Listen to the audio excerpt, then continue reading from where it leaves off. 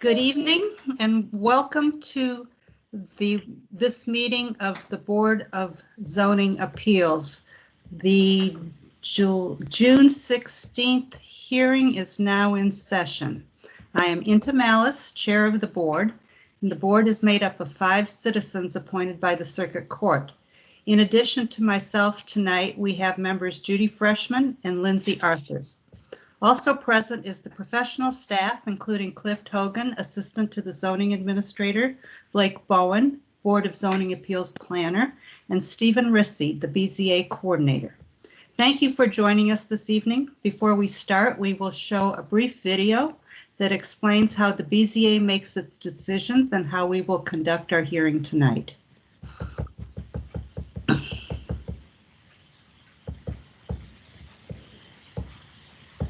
Good evening and welcome to this meeting of the Board of Zoning Appeals, which is also known as the BZA.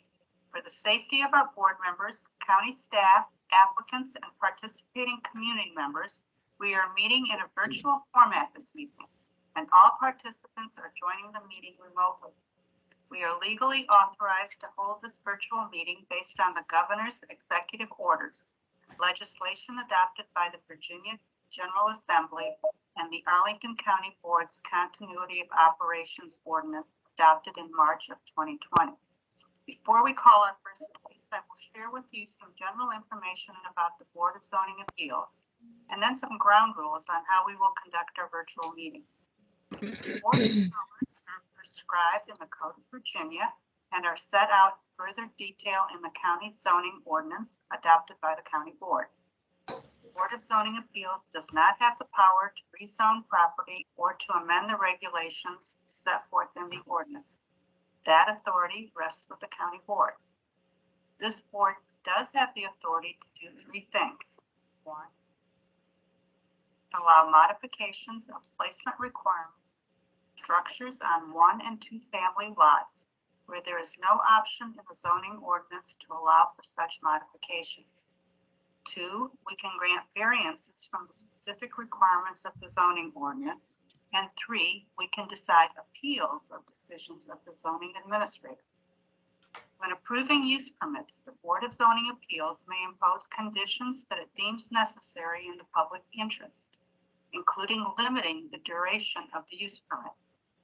In order to approve a use permit, the law requires that the board find that the proposal meets certain conditions and that the use permit will not adversely affect the health or safety of persons residing in the neighborhood, will not be detrimental to the public welfare or injurious to property or improvements in the neighborhood, and will not be in conflict with the purposes of the master plans and land use and zoning related policies of the county. To do this, the BZA shall consider 1, whether the modification will promote compatibility of development with the surrounding neighborhood because the structure's overall footprint, size, and placement are similar to the structures on properties surrounding the lot in question. And 2, whether the modification will help preserve natural landform, historical features, and/or significant trees and foliage. When granting variance, the burden of proof is on the applicant to prove by preponderance of the evidence that the improvements meet the following criteria. Whether the strict application of the ordinance would unreasonably restrict the utilization of the property, or that granting the variance would alleviate a hardship due to a physical condition relating to the property, or the improvements thereon at the time of the effective date of the ordinance. Whether the granting of the variance would alleviate a hardship by granting a reasonable modification to a property or improvement thereon requested by or on behalf of a person with a disability, and whether the property for which the variance was requested was acquired in good faith and any hardship was not created by the applicant. The board also considers whether the variance granted will not be of substantial detriment to adjacent property and nearby properties in the proximity of the geographic area, that the condition or situation of the property concerned is not so general or recurring in nature as to make reasonably practical the adoption of amendment to the ordinance. that granting the variance will not result in a use that is not otherwise permitted on the property or change the zoning classification, and that the relief or remedy obtained through the variance is not available through a special exception process as provided for under the zoning or subdivision ordinance. When deciding appeals of the zoning administrator, the board must use its judgment to determine if the administrator was correct. Now for tonight's meeting procedures. The staff reports for each case on tonight's agenda can be found on the BZA website. Staff has placed a link to the agenda in the chat section of the session. If you have not seen the report for your case, you may wish to review it before your item is called. Staff has also placed a link in the chat for supplemental material received after the staff reports were prepared. The order of our meeting is as follows. First, cases will be called and staff will give a brief report to provide their recommendation. Following that, board members will ask any questions of staff they may have. Next, applicants or their representatives will be given an opportunity to make comments to support the application or appeal. Then, if there are speakers for the item, we will call them one at a time. After we hear from speakers for and against the proposal, the board may permit the applicant a brief opportunity to clarify any points. The board may also ask questions of any of the speakers, but we do not permit and will not condone any cross-examination or direct questioning by others. We have deemed the following time limits for applicants and speakers to be sufficient. 20 minutes for applicants of appeal, 5 minutes for applicants of use permits and variances, 3 minutes for speakers representing organizations, and 2 minutes for those speaking as individuals. After the board has gathered all the information we need and has discussed the case, we will decide the matter by voting on a motion duly made and seconded. A majority is needed to approve any motion. Any appeal from the decision of this board must be made to the circuit court in accordance with state law. Now, here are some specific instructions about how this evening's virtual meeting will run. Tonight's meeting is available to stream from the county website via a Microsoft Teams link. There is also a dial-in phone option for those who wish to use it. If board members, presenters, or speakers lose internet connectivity during today's meeting, please reconnect with us by phone. Please keep your phones and devices muted until you are called upon. Turn off any sound to any other devices around you to minimize interference. For those joining via Teams, please turn off your video feed. Only board members will leave their cameras on. When called upon to speak, please turn your camera on and unmute yourself by clicking the microphone icon that is located on the meeting command bar. The moderator does not have the ability to unmute you. If you are dialing in by phone, press *6 to unmute. The meeting chat is active for presenters or board members who need technical assistance only. The meeting chat should not be used for discussion, public comment, questions about agenda items, or requests for more information. All public comments must be shared verbally for the record during the assigned public testimony period. For board members, if you wish to be recognized to speak on an item, please seek recognition verbally as usual. You also have the option to use the raised hand function. In either case, once you have been recognized, you may unmute yourself. All voting tonight will take place via roll call.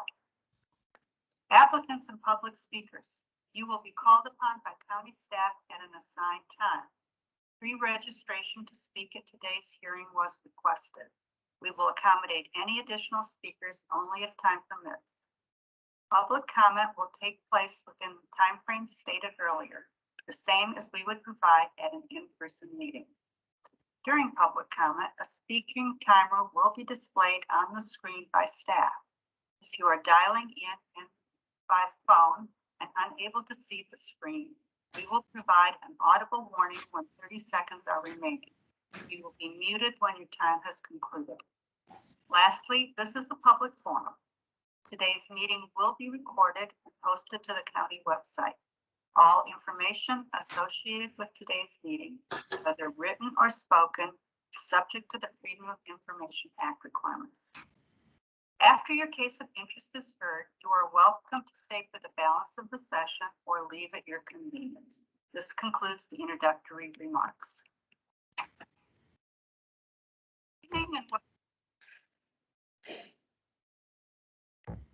Mr. Rissy, before we get started, I just want to let everybody know that we have a very full agenda tonight and that we will do and have done everything that we can to get everything done tonight. But at 10 o'clock, we will stop, if we're still meeting at 10, to assess where we are in the agenda and whether it seems practical to continue and be able to complete our agenda.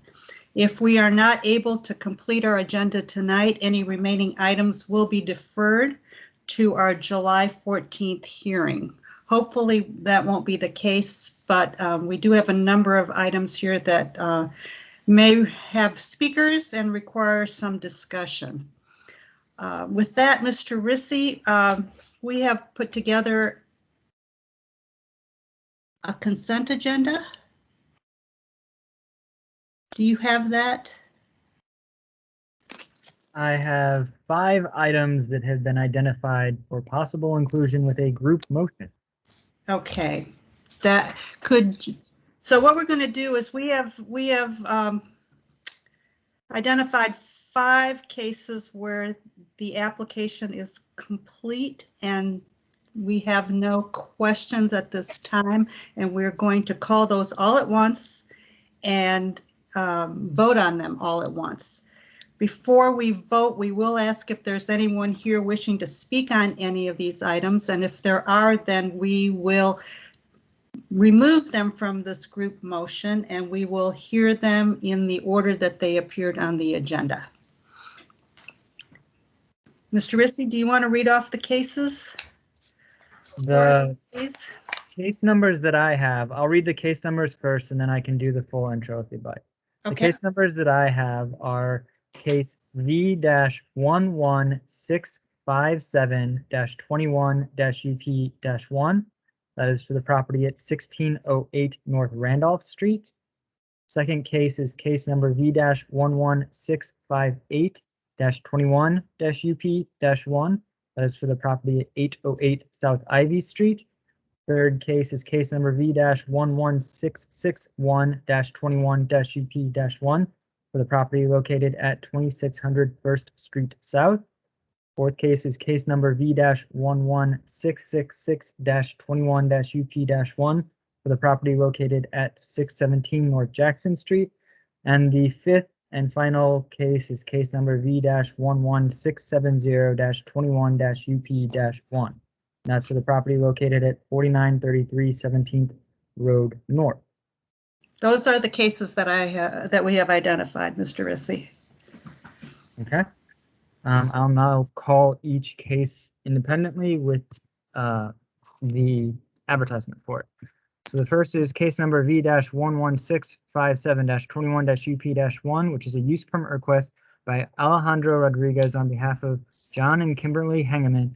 The owners permit a rear setback of 20 feet to the rear porch instead of 21 feet to the rear porch as required from the rear property line regarding a new rear porch and deck expansion to an existing one-family dwelling in the R6 zoning district on the premise known as 1608 North Randolph Street.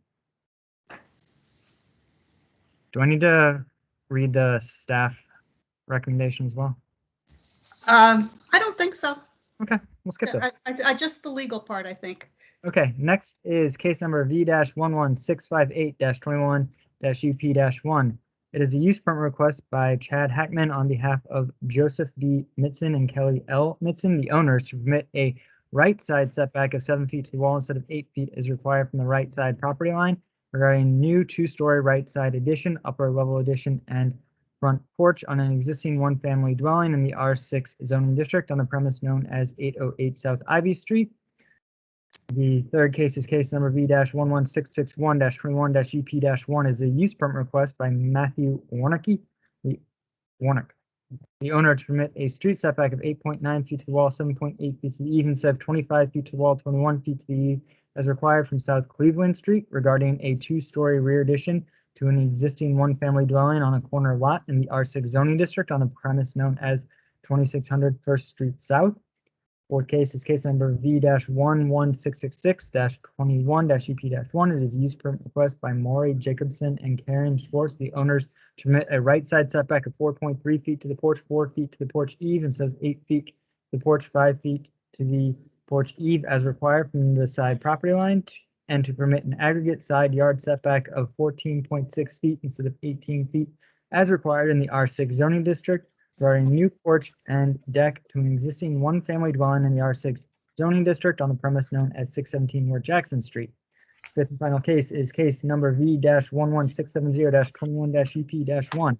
It is a use permit request by Stephen and Caitlin Taphorn. The owners submit a street setback of 17.8 feet to the wall of a front addition, 9.8 feet to the porch, 16.8 feet to the building eve, 8.8 feet to the porch eve, instead of 25 feet to the wall, 21 feet to the building eve and porch, 19.5 feet to the porch eve, as required from the easement for street purposes adjacent to 17th Road North, and to permit a left side setback of 7.9 feet to the wall of the front addition, 8.9 feet to the porch, 6.9 feet to the building eve, and 7.9 feet to the porch eve, instead of 15.7 feet to the wall and porch, 11.7 feet to the building and porch eaves, as required from the side property line regarding a new front porch and front addition to an existing one-family dwelling in the R5 zoning district on a premise known as 4933 17th Road North.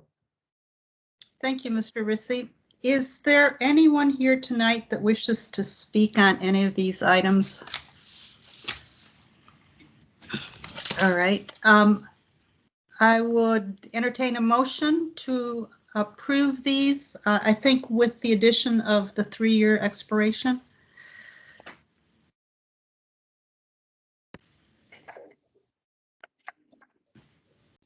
Ms. Freshman?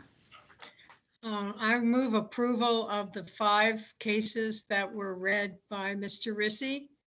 I guess I will include the 3-year extension. However, I understand there's some discussion about that. There is. Okay. For another time. Is there a second? Yeah, I second. All right. Thank you, Ms. Lindsay. Miss Arthurs. It's okay. It works. Both work. I know. Any further discussion? I will call the roll. Ms. Freshman? Aye. Ms. Arthurs? Aye. Chair votes aye. Motion to approve these 5 cases carries 3-0. Thank you, everyone, for that. All right. Mr. Rissy, will you now call the next item? Yes, Madam Chair. The next item is case number V-11647-21-VA-6. It is a variance request by Mohammed Sohail Arzu, the owner, to permit a main building footprint of 2,535.9 square feet instead of 2,520 square feet as permitted for a 1-story dwelling in the R6 zoning district without a qualifying front porch, regarding a new 2-story addition in the R6 zoning district on the premise known as 1809 South Monroe Street. Staff recommends that the board defer the application to the July 14, 2021 BZA hearing, and I would like you to please note that there is supplemental material for this case that came in after the application packet was assembled and printed. Thank you, Mr. Rissy. Could you describe the supplemental material? There is an online comment of opposition to the request. Thank you. Any questions for staff? Is the applicant here?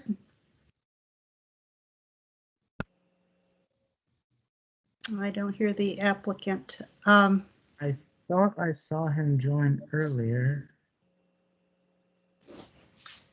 Let's see.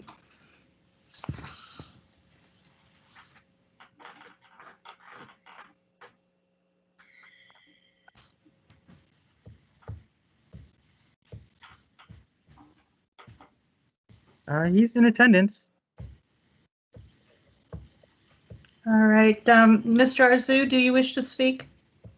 Yeah, I guess I'm okay with the deferral. Okay. All right, great. Is there a motion? Yes. Ms. Freshman? Case V-11647-21-VA6, I move deferral to the July 14, 2021 BZA hearing. Is there a second? I second. Sorry, I couldn't get mute off quick enough. Motion made by Ms. Freshman, seconded by Ms. Arthurs to defer to the July hearing. Any further discussion? I will call the roll. Ms. Freshman? Aye. Ms. Arthurs? Aye. Chair votes aye. Motion to defer carries 3-0. Next item, Mr. Rissy? The next item is the associated use permit for the same address. It is case number V-11647-21-UP-1.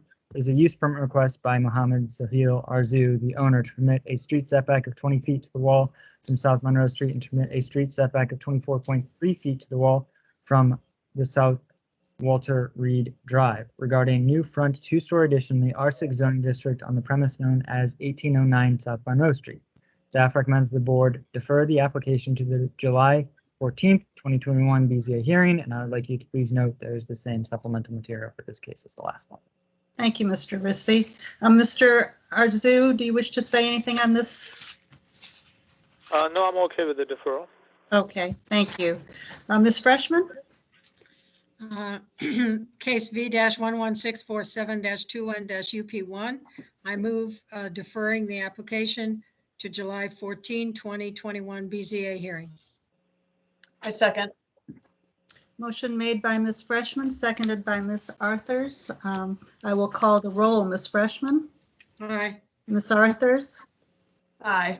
Chair votes aye. Motion to defer passes 3-0. All right, thank you. Mr. Rissy, will you call the next item?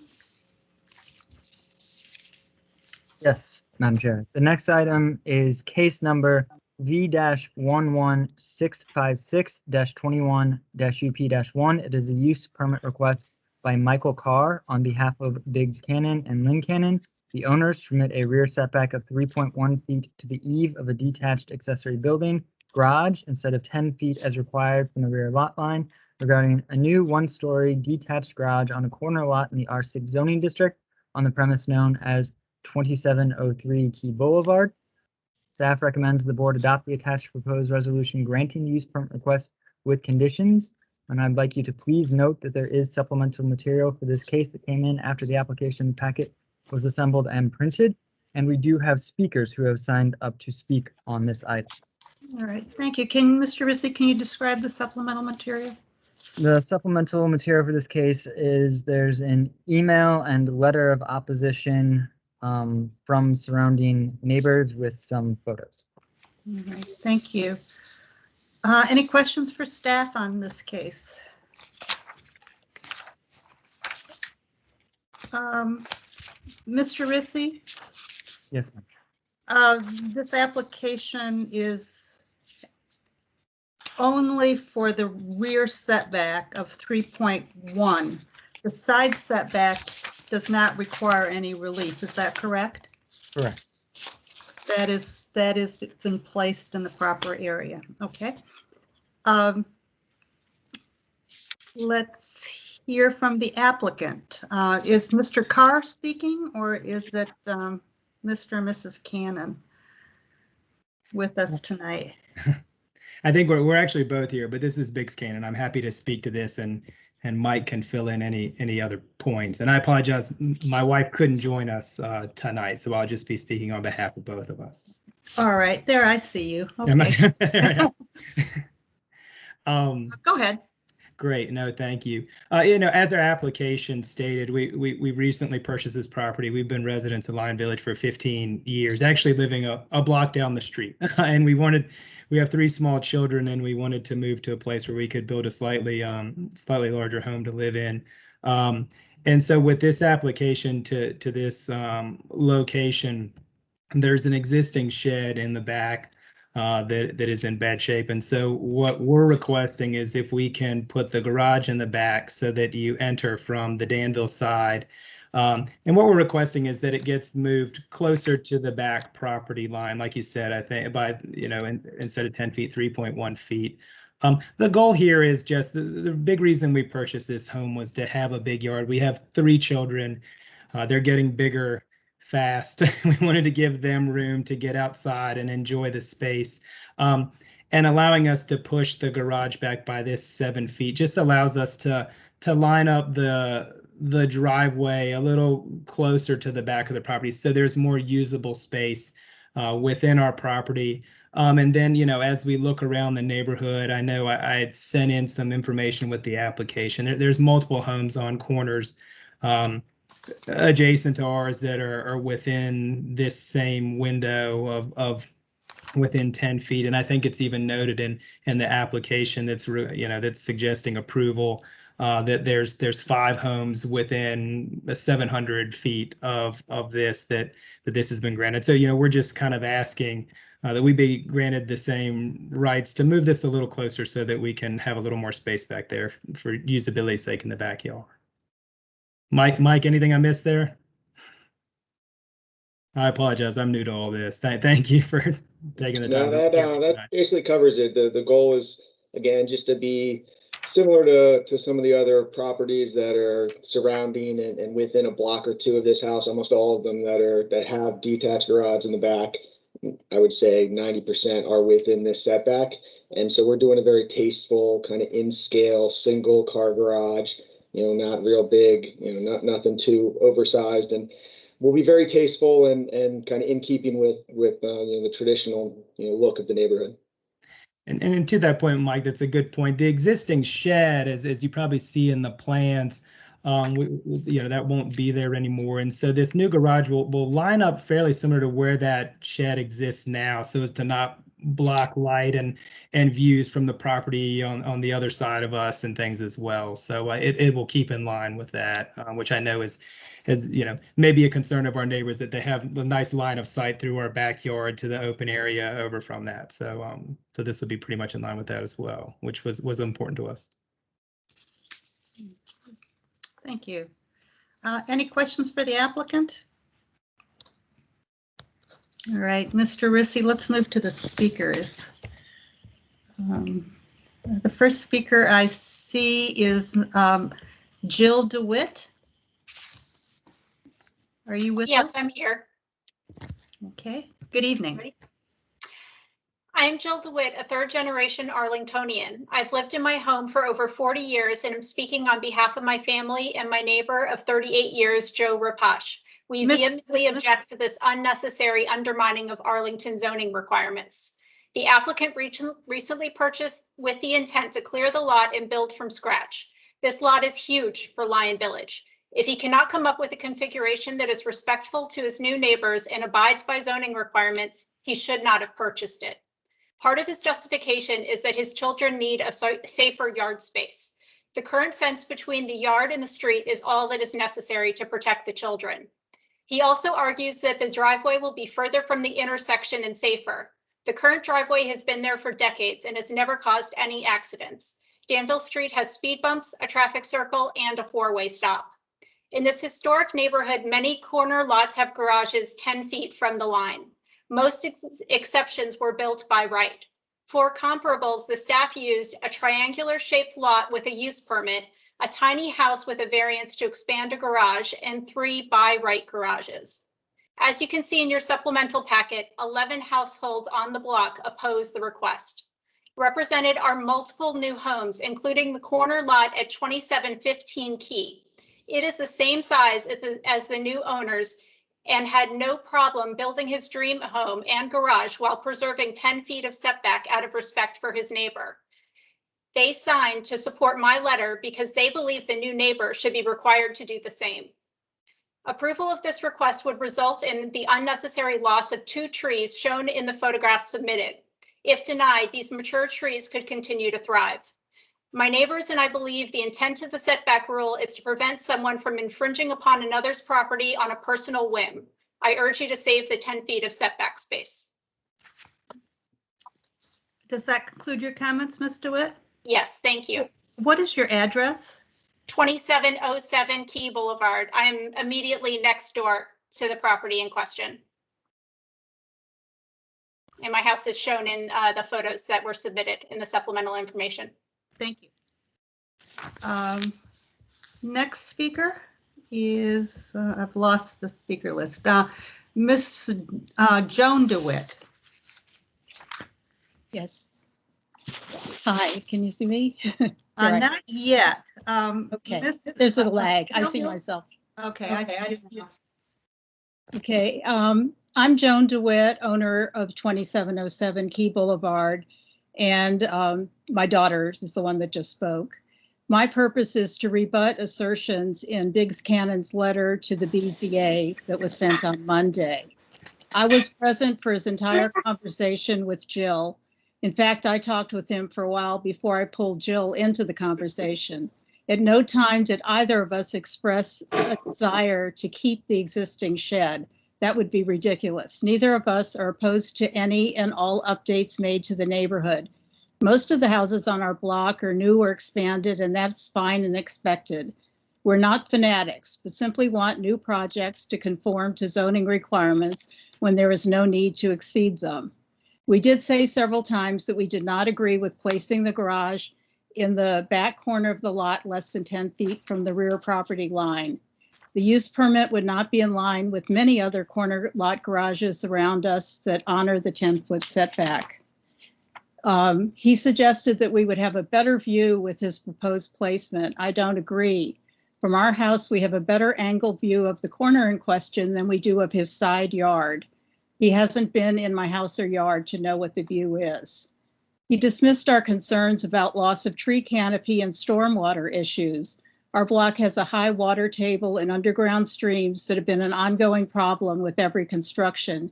He reassured us that he had experts devise his plan. However, his initial submission was rejected by the erosion and sediment stormwater staff, as well as the tree and canopy conservation staff, undermining our faith in his assertions. The majority of our neighbors were very receptive to the letter. 11 of the houses have joined us in opposition. 2 didn't respond. The only approval he has on our block are neighbors that moved in during the pandemic and don't really understand the implications. Thank you. Thank you, Mr. DeWitt. So just to clarify, the applicant is not encroaching on your property, is that correct? That's correct. So what is your objection to this? Our objection is, and we joined with our neighbor behind us. He's an elderly man who just lost his wife, and his son, who was taking care of us, died a few months ago.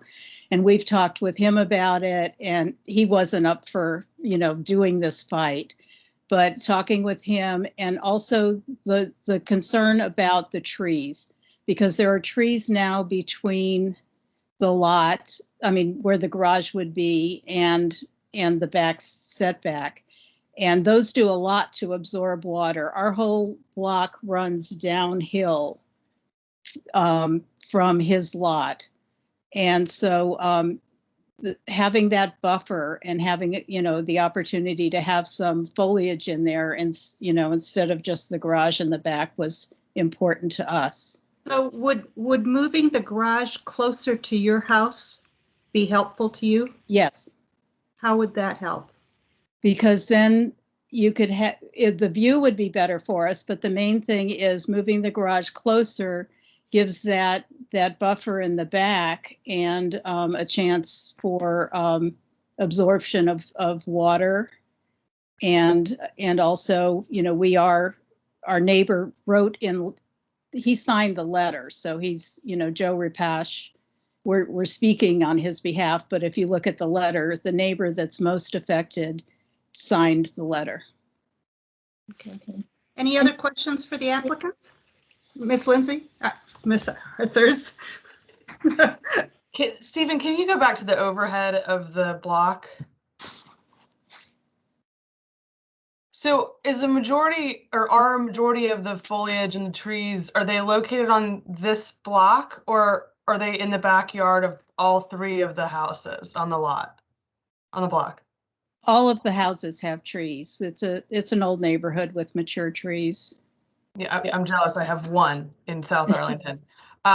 Do you Because think that I did notice the tree canopy people's, their first comment was that he would have to reach out to let us know that we would likely lose some of our trees as a result of this. We haven't heard from him yet, but I expect we'll have that conversation at some point. so if they were to replace some trees, obviously they're not going to be mature, but if we replace some trees that would still absorb water and stormwater, I imagine there's a low point somewhere between these houses and the The low water point probably is- gathers.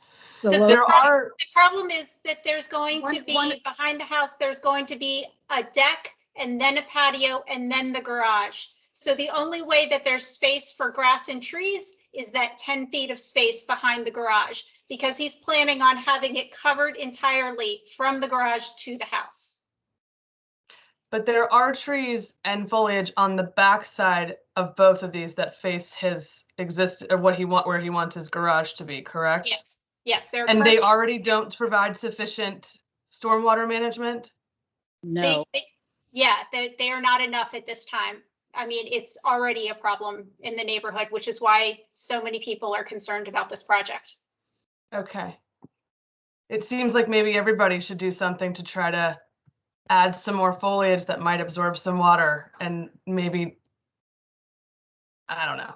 Seems like everybody could probably help the situation. Well, Absolutely, but he is at the top of the hill here. So see, he didn't notify the rest of the houses that were downhill, which are the ones that are also affected from the flooding. All right. Ms. Arthurs, any more questions? Mm-mm. Ms. Freshman, any questions that you have? No, I would just say as a general comment, I think my colleagues know that my usual opinion of new dwellings on a lot is that you know exactly what the rules are when you clear a lot or purchase a vacant lot. And so I'm generally not in favor of exemptions from the get-go.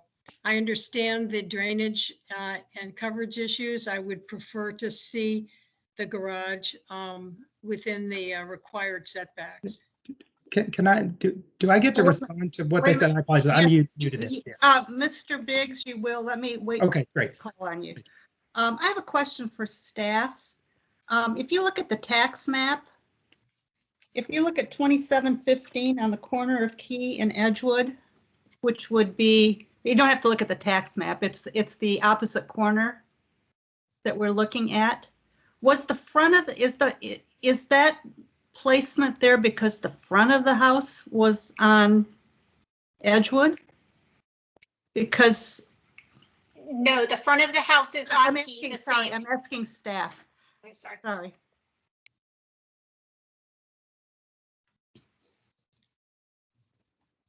Madam Chair, could you repeat your question for me? So, Mr. Rissy, I'm looking at the tax map.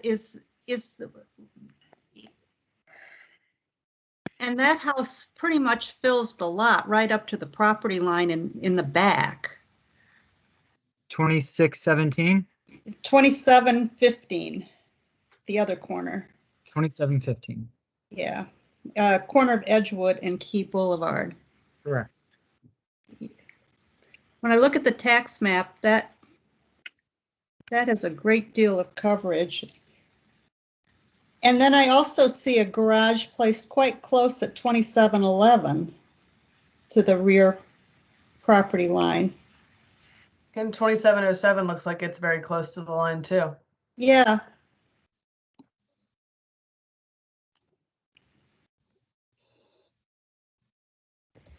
I didn't see those as examples. So you can't go by the tax map for sure to know what the distances are. But 2711 was not an example, but when you look at this, there is definitely a garage in the back. And 2715 seems to cover the entire back of the lot. And that's why I was wondering which was the front. Madam Chair, that I can answer easily. Okay. For Yeah. corner lots, which is any lot with 2 or more frontages, the front of the lot is the frontage that is shorter. The shorter one. So it is key. That is key. Correct. Yeah, that is Key Boulevard. But you have no idea on 2715 how close to the property line they've built.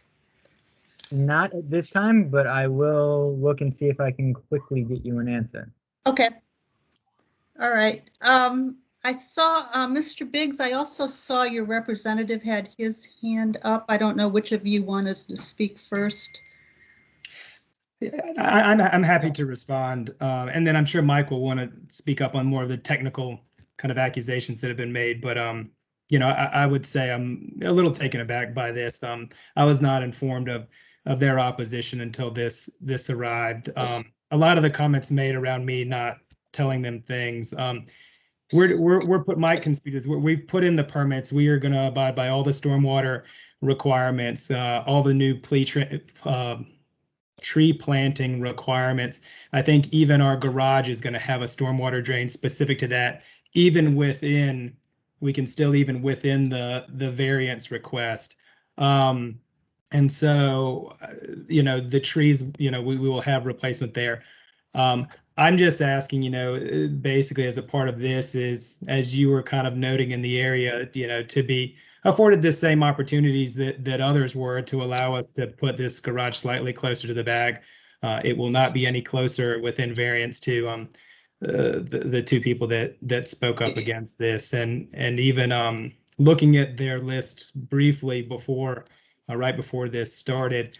A lot of the representatives that they've noted are in opposition to this are not even in a sight line of our house. They are 2 blocks away. They are around the corner behind us. So again, a little surprised that those would be listed as folks. As you see, what I submitted, a lot of the folks in the area close to us, not just people that moved in during the pandemic. I don't know even who that is, but the folks on the corner around us have lived there for many years, are in support of this project as well. So you know, that I just, you know, that's kind of where we're coming from. And Mike, you know, any concerns around stormwater, we're going through the permitting process. We're doing everything the county's asking us to do around that, correct? Yeah, let me jump in on to kind of respond to some of the comments about stormwater. So for some context, obviously this application is very specific to the garage being able to be placed inside the setback, but we're also in the county with a permit to build a new home, which obviously, as part of that process, we have to come up with a stormwater management plan. And so that's in process right now. I think they were referencing some of the comments we got. We obviously, whenever you submit any of these things, there's always at least a handful of comments, which we're sifting through. Our civil engineer has been experiencing some personal stuff, so he hasn't been able to get back to the county recently, but obviously he will as part of the review process. And so what's there now that they're concerned about water runoff. Obviously, whenever we do these new houses, almost all that water is managed on site now, and so there'll be planters up against the new house, and then dry well, and there'll be stormwater management that'll make the surrounding houses less wet, just because we're going to be capturing all that water on this property when we're done with the new construction. And then as far as the trees concerned, unfortunately, one of the trees that they're referencing is going to be inside the footprint of the new house. That has nothing to do really with this garage. It unfortunately has to come down because of the construction of the new house. And so there is, I think, one tree that's on the back side of where the garage would be. That's kind of it's on the Cannon's property. It is where we want to put the garage, but regardless of getting this setback a variance or not, it would have to come out, just to have the garage in the backyard, period. So, either way, we'll have to take it out, and then we'll have to do some replanting. There's going to be obviously some new trees planted just for the canopy coverage requirements. Mr. Carr, is there a landscape plan that would show the placement of the tree, any replacement trees? Let me check. I believe the site plan has a tree plan. Hold on, let me see if I can pull it up real quick. I don't think we have it, but yeah, because I don't think you do, because since it's not specifically part of the kind of this request. I don't think it was included in the package. That's fine. No, it's not part, it's not normally the part of the request, but it seems like it's going to become relevant. Yeah. Mr. Rissy has some information. I want to get back to him, and then we'll figure out where we are.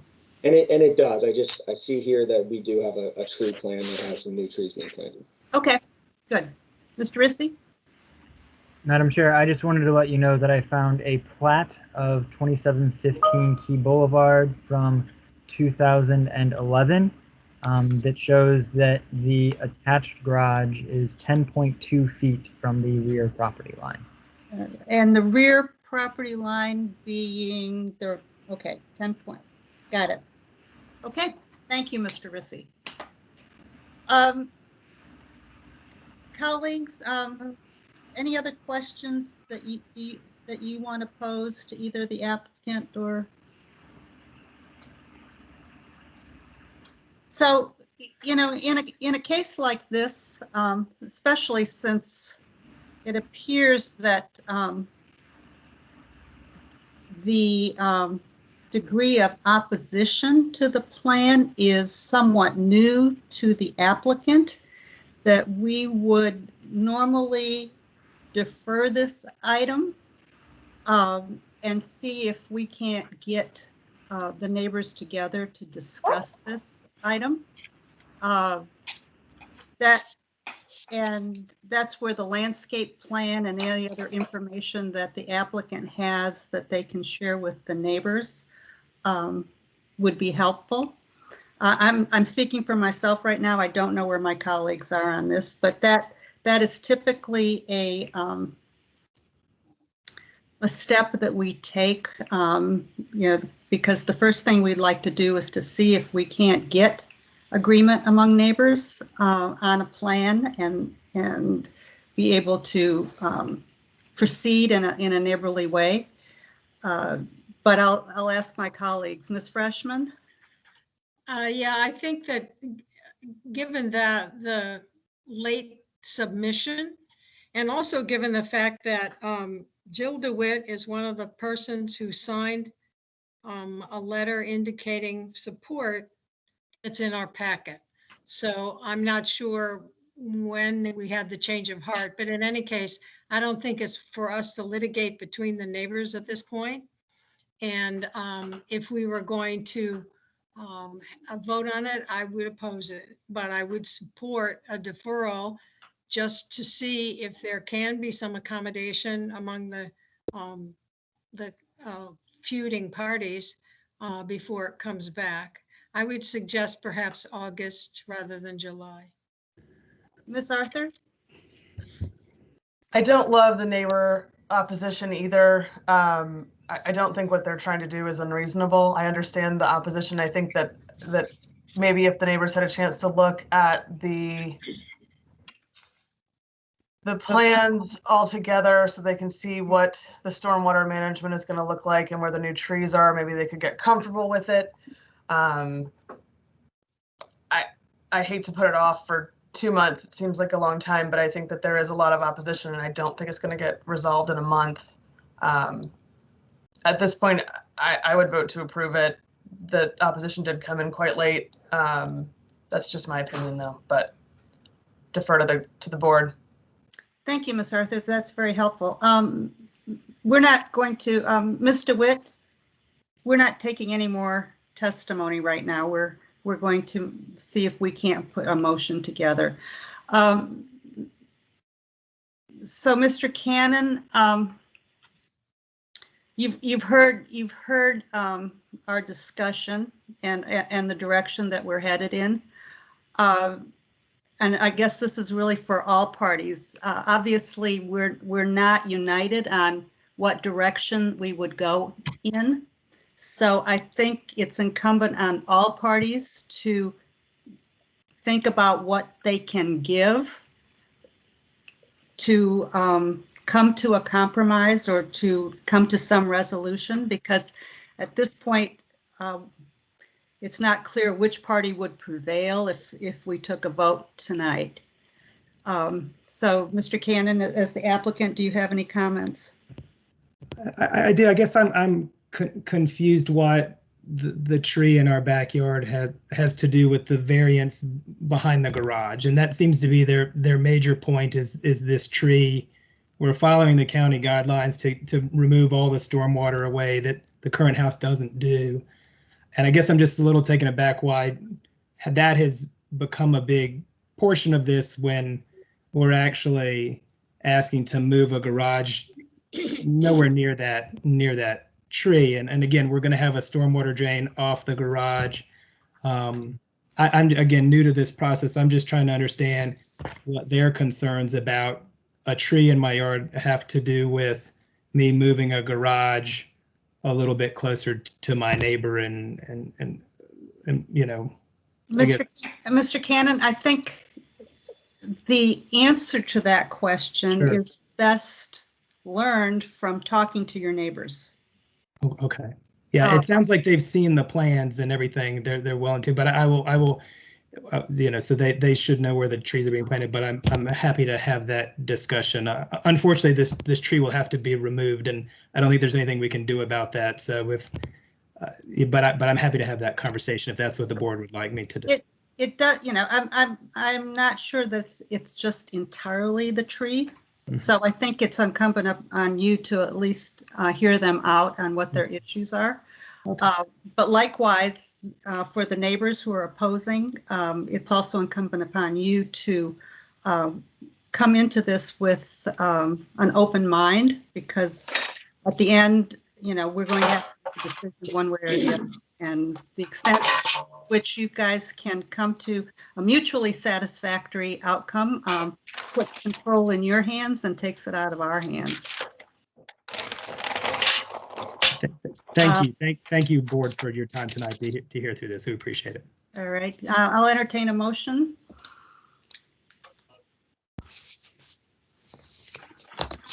Ms. Freshman? In case V-11656-21-UP1, I move that the application be deferred to the August 18, 2021 BZA meeting for the purpose of the applicants and the neighbors attempting to work out their differences. Reluctantly, I second. Motion made by Ms. Freshman, seconded by Ms. Arthurs. Any further discussion? I think all the parties have heard at least my advice to you and advice from our colleagues. So it's up to you to decide how you want to proceed, but getting together to talk, I think, is the solution.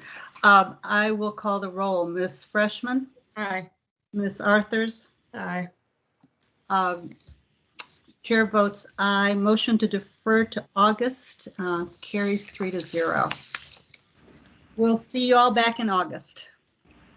Thank you for your time tonight. Mr. Rissy, will you call the next item? Yes. For the record, I would like to note that the next item on the agenda, V-11657-21-UP-1, was moved for approval with the group motion at the beginning of the meeting. So that means our next item will be case number V-11658-21-UP-1. It is a use permit request by Chad Heckman on behalf of Joseph D. Metzen and Kelly L. Metzen, the owners, to permit a right side setback. Oh, this guy. Oh, this also was deferred, Mr. Moved in the group motion. Yes. Which means our next item. I think we're to 59. 59. Case number V-11659-21-VA-1, which is a variance request by William Lawson Jr. on behalf of Rebecca Hunter, the owner, to create a non-conforming lot with a width of 50 feet in the R6 zoning district instead of 60 feet as required, regarding re-subdivision of a non-conforming lot in the R6 zoning district on the premise known as 4313 4th Street South. Staff had recommended denying the variance request. However, in the supplemental material that there is available for this package, The applicant has requested to defer the case, and staff has no objection to that.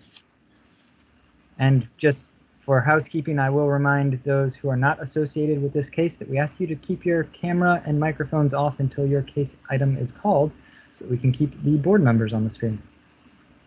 Thank you.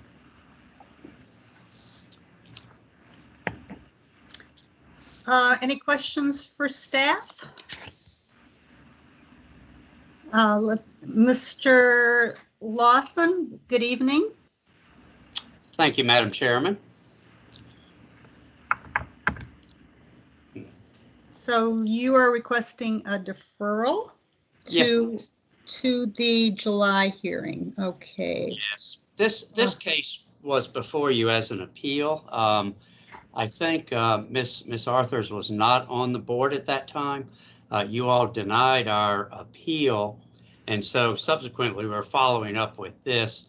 And the two property owners that are impacted by this had asked me if I would postpone it for a month. Thank you, Mr. Lawson.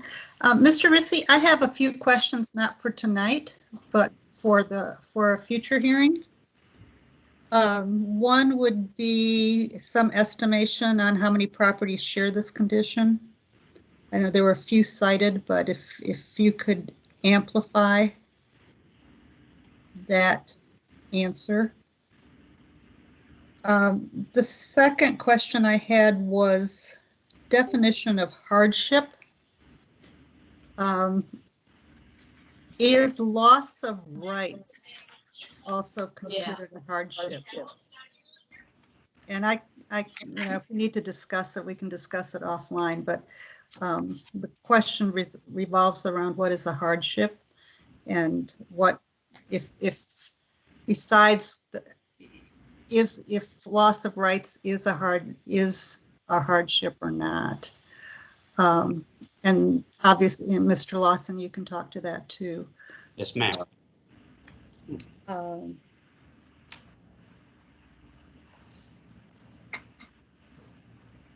Anything else? Let's do a motion to defer to July. Mr. Rissy needs to say something. Mr. Rissy. Yes, I was just wondering if you could clarify for me what you were looking for in terms of the condition. Are we talking area, depth, width, all three? Well, Placement. What condition are we talking about? So let's look at in the staff report. You're talking about the depth. No, the contractor said. I think the staff report is looking primarily at depth. Okay. Because that is the condition that is used to justify the decision. Comparable lot depth is shared by several properties on the same block face.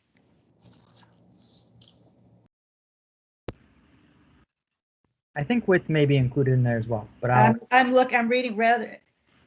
Yeah, well, it's the width that causes the non-conformance. So I guess it's a combination of non-conforming width and depth. Okay. Yes. But yes, thank you for making me clarify that. Ms. Freshman? In the case of V-11659-21-VA-1, I move deferral of the case to the July BZA hearing. I second. All right, motion made by Ms. Freshman, seconded by Ms. Arthurs. Any further discussion? I will call the roll. Ms. Freshman? Aye. Ms. Arthurs? Aye. Chair votes aye. Motion to defer to July, and I think that's the 14th of July, carries 3-0. Will you call the next item, Mr. Rissy? The next item is the associated use permit for the same address. The case number is V-11659-21-UP-1.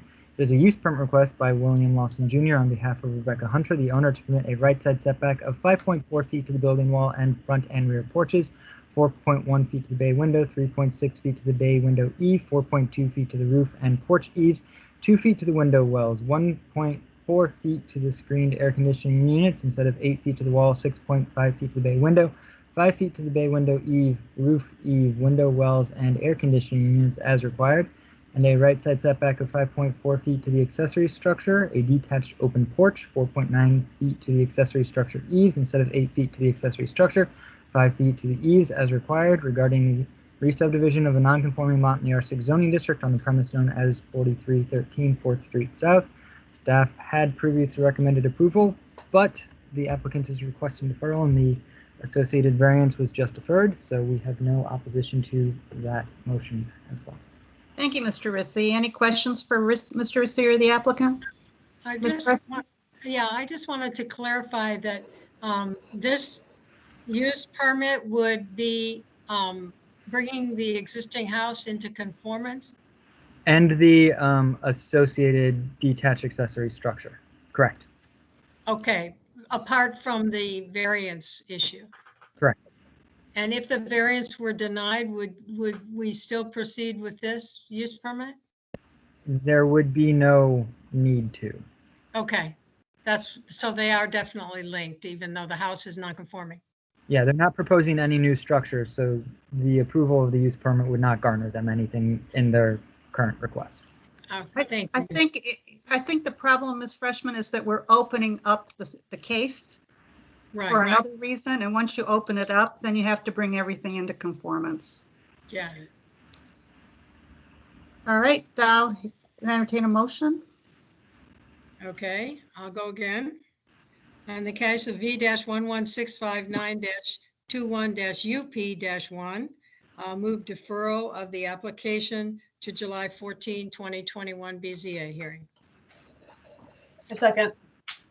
Motion made by Ms. Freshman, seconded by Ms. Arthurs. I will call the roll. Ms. Freshman?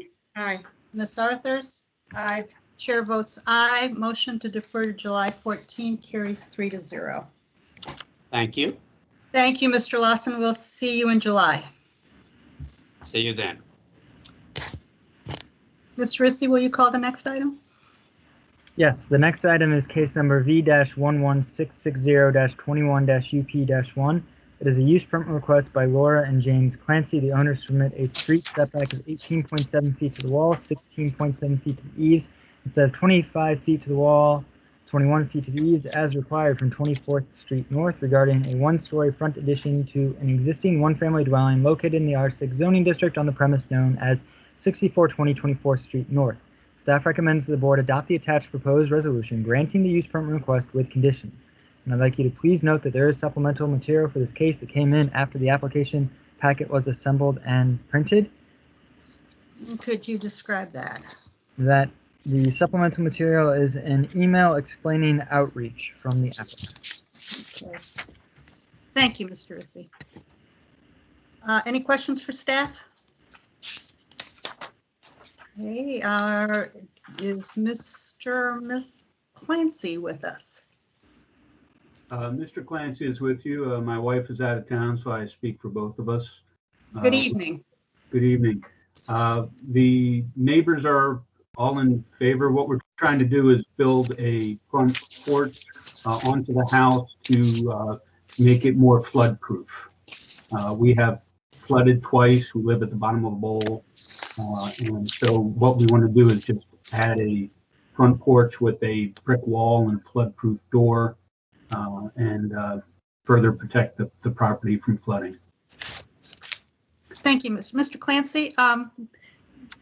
You have neighbors in the rear of your property. Were you able to talk to them?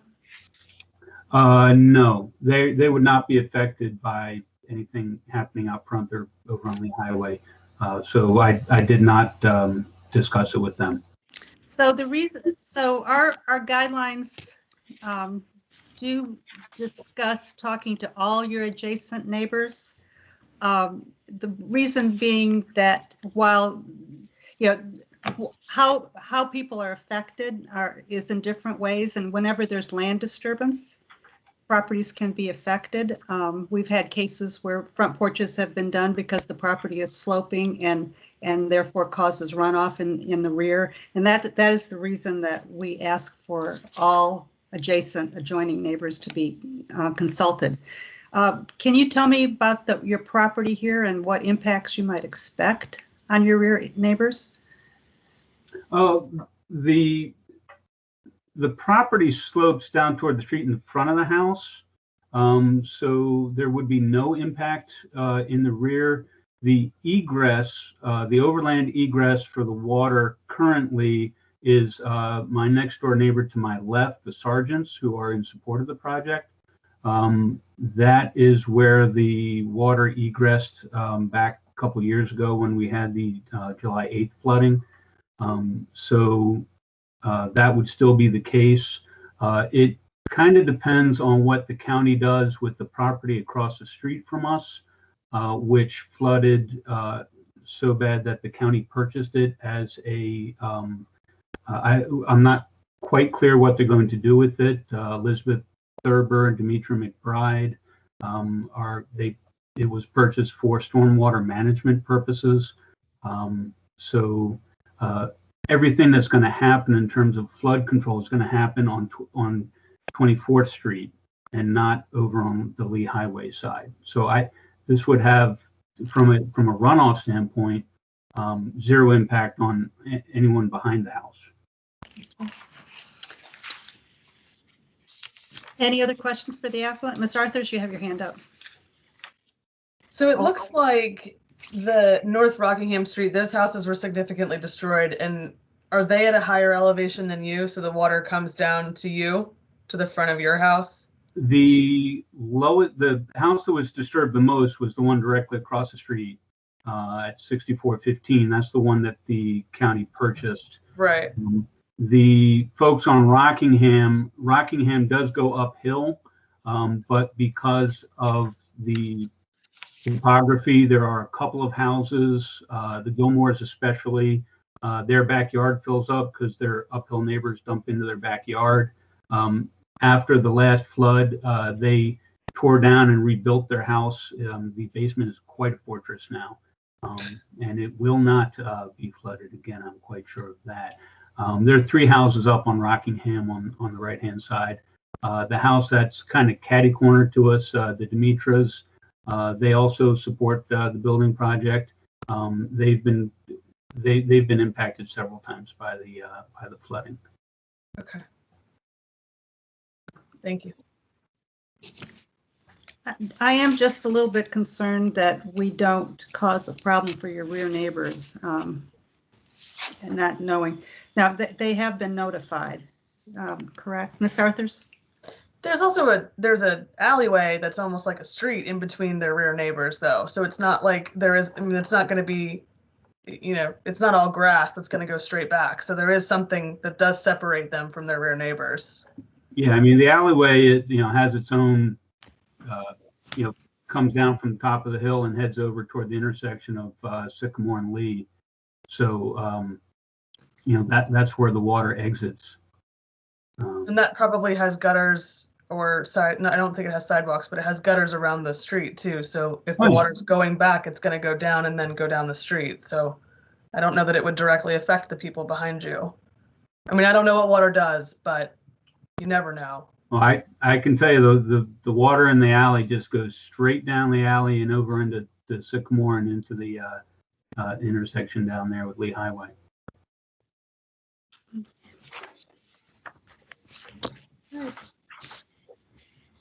Mr. Rissy, are there any speakers on this item? Okay. So I guess the discussions with the board. Ms. Freshman? I'm prepared to make a motion. Go ahead. In the case of V-11660-21-UP1, I move approval of the application. I'm looking for the resolution, subject to the conditions listed. And a 3-year? Okay. I second. The 3-year being a 3-year expiration of the use permit in the event that's not built in 3 years. Okay, that'll work. All right, I will call the, Ms. Freshman, you got your hand up, but you're done, right? I will call the roll. Ms. Freshman? Aye. Ms. Arthurs? Aye.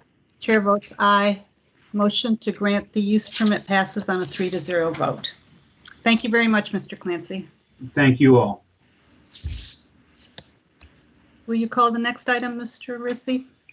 Yes, Madam Chair, I'd just like to point out that the next item on the agenda is case number V-11661-21-UP-1, and it was part of the group motion that the BZA approved at the beginning of the meeting, which will bring us to case number V-11662-21-UP-1, which is a use permit request by Andra Lukic on behalf of Ivan T. Gels, the owner, to permit a separation of 6.7 feet from an addition to an existing detached garage instead of 8 feet as required, regarding a new 1-story rear street porch in the R6 zoning district on the premise known as 4643 17th Street North. Staff recommends the board adopt the attached proposed resolution granting the use permit request with conditions. I'd like you to please note that there is supplemental material for this case that came in after the application was assembled and printed. It is an email from the applicant with 5 letters/emails of support. Thank you, Mr. Rissy. Any questions for staff?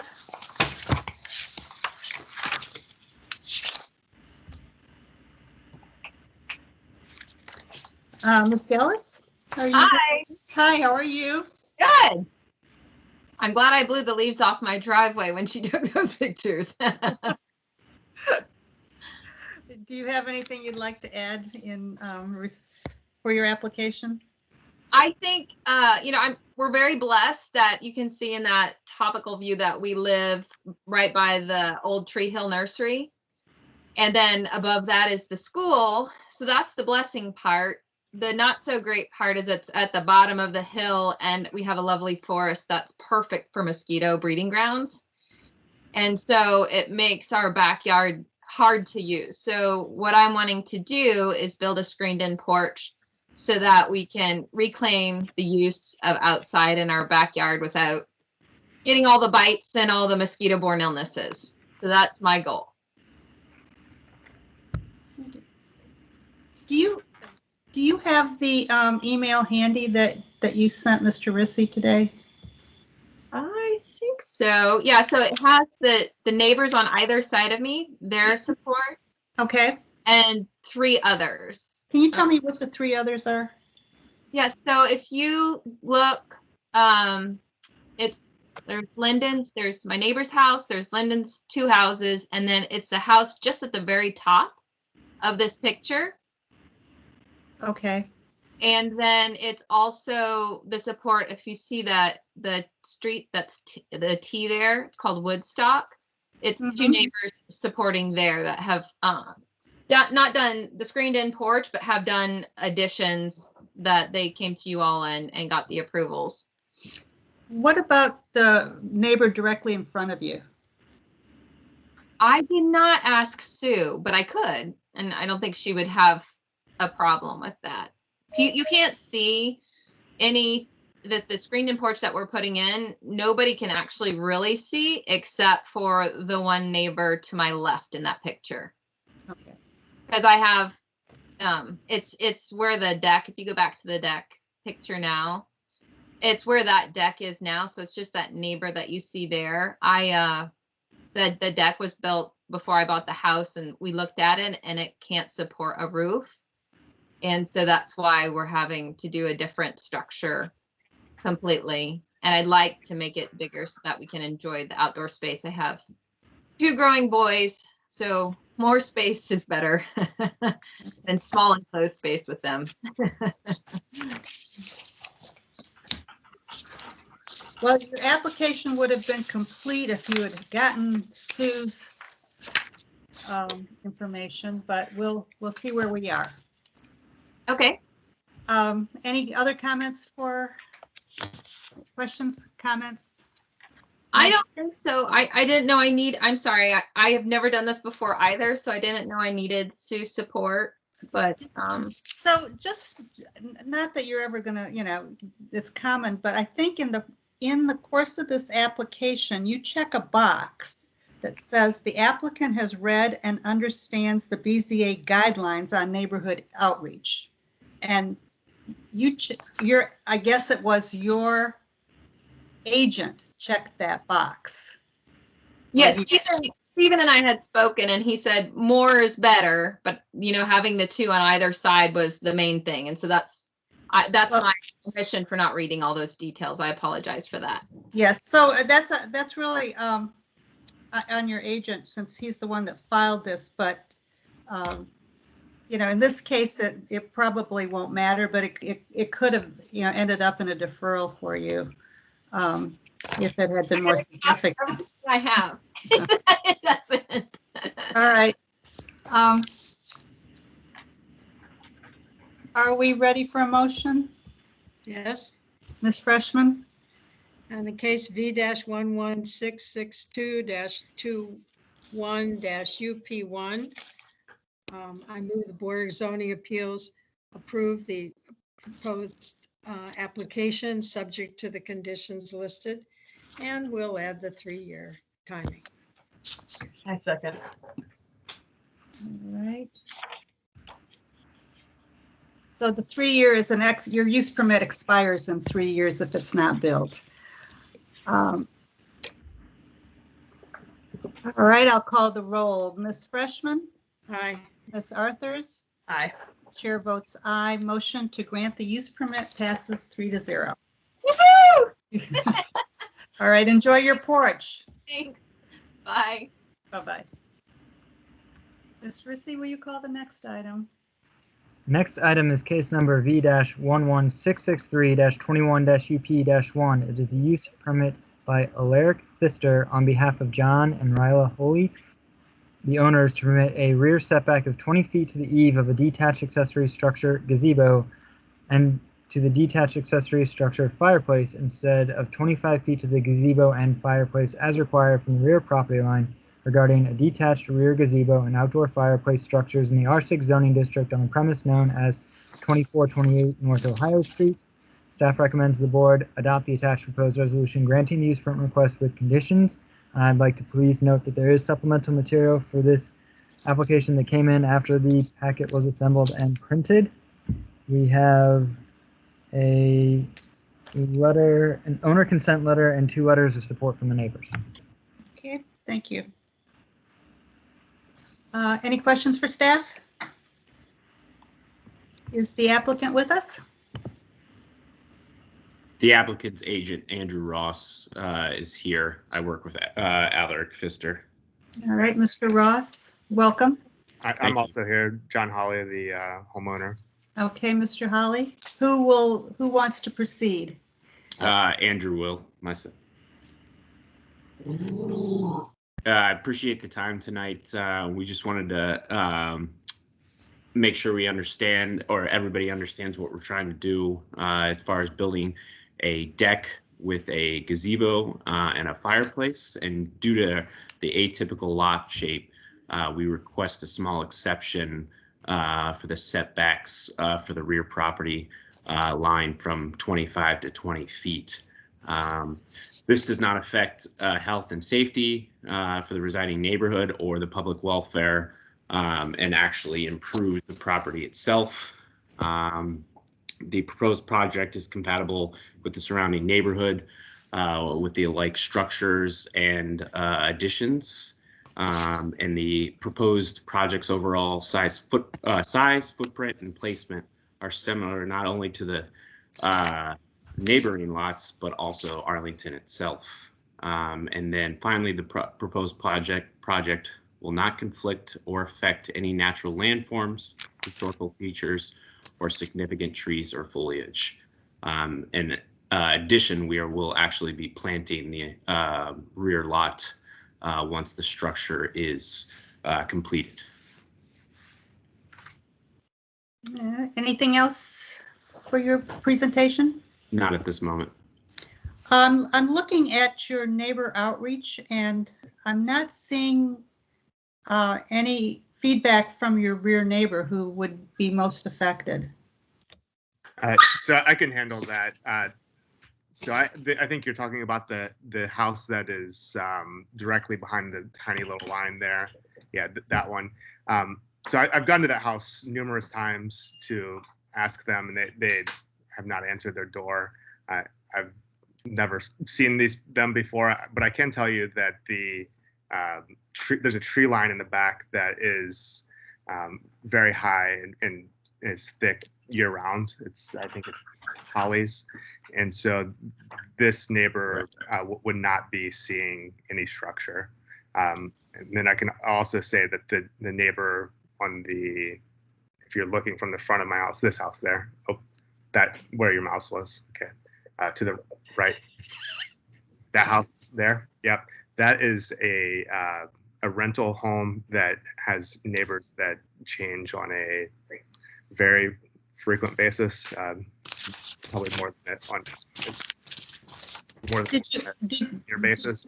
And so I've gone over there, but they're not the owners, so they did not want to sign. I have no clue who the owner of that home is.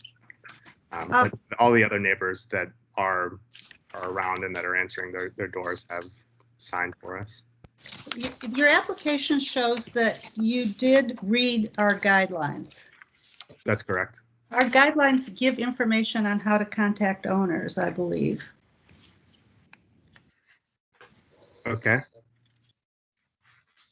Is there a reason that you didn't attempt to contact the owners? No, I did attempt to contact the owners. I understand that there was a notice put out on the streets and in the paper as well. So you did try to contact the owners of your next door neighbor? Are you talking about the rental home? Yes. Oh yeah, no, I did not. I don't know how to contact them. I assumed that they would be notified through the renters and or the notices in the neighborhood in the paper.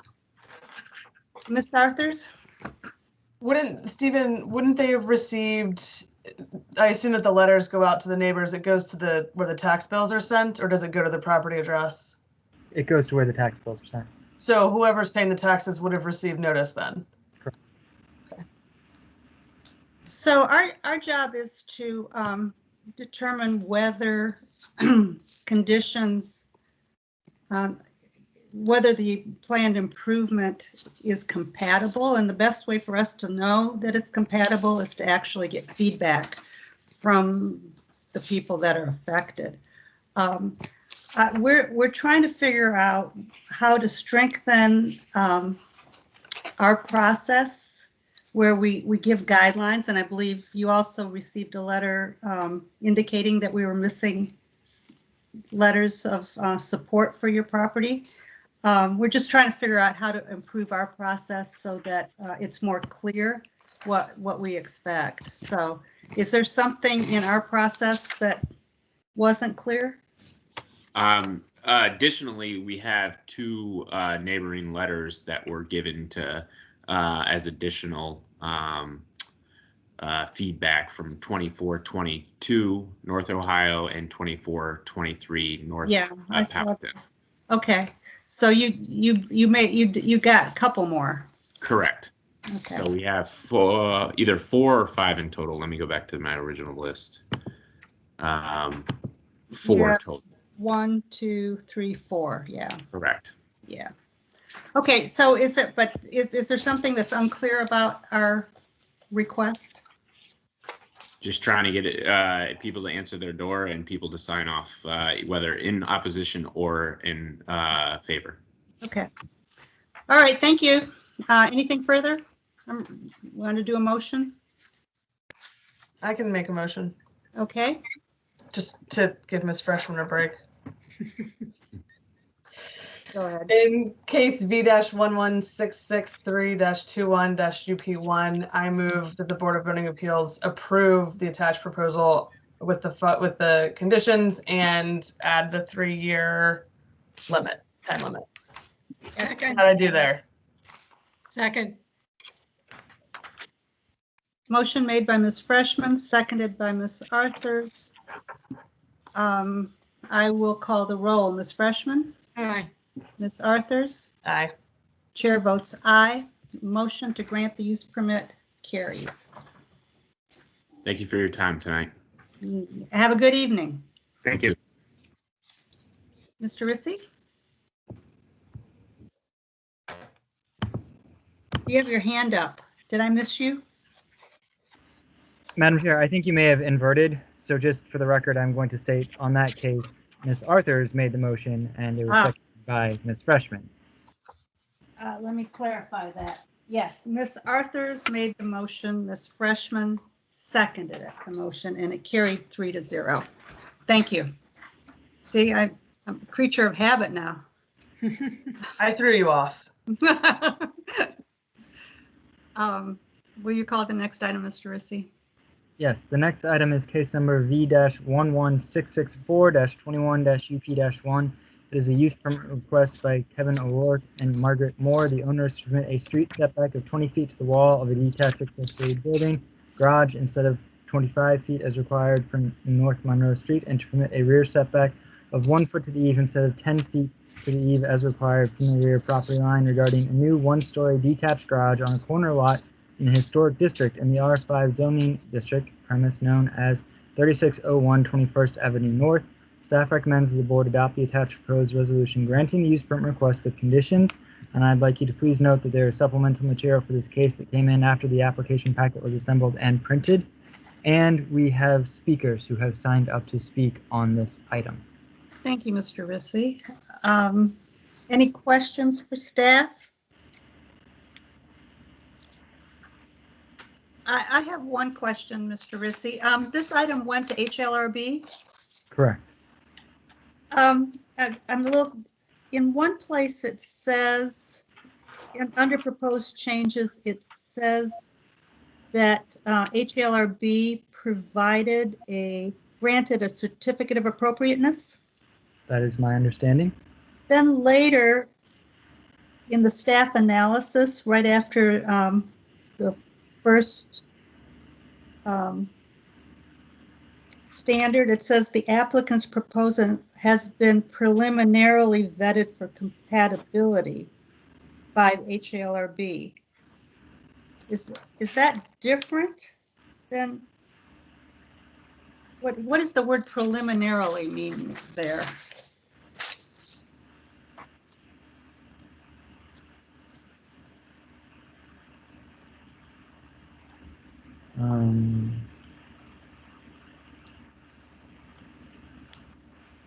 I don't know. Because it says it. So I which one? believe it's the same thing, but I believe Cliff wrote this report, and if he wants to hop on and clarify that, I'm happy to let him do so. That'd be great if you could clarify. Has this passed all the HLRB requirements, or is there still things pending? No, I meant preliminarily in the context of the zoning analysis for the use permit.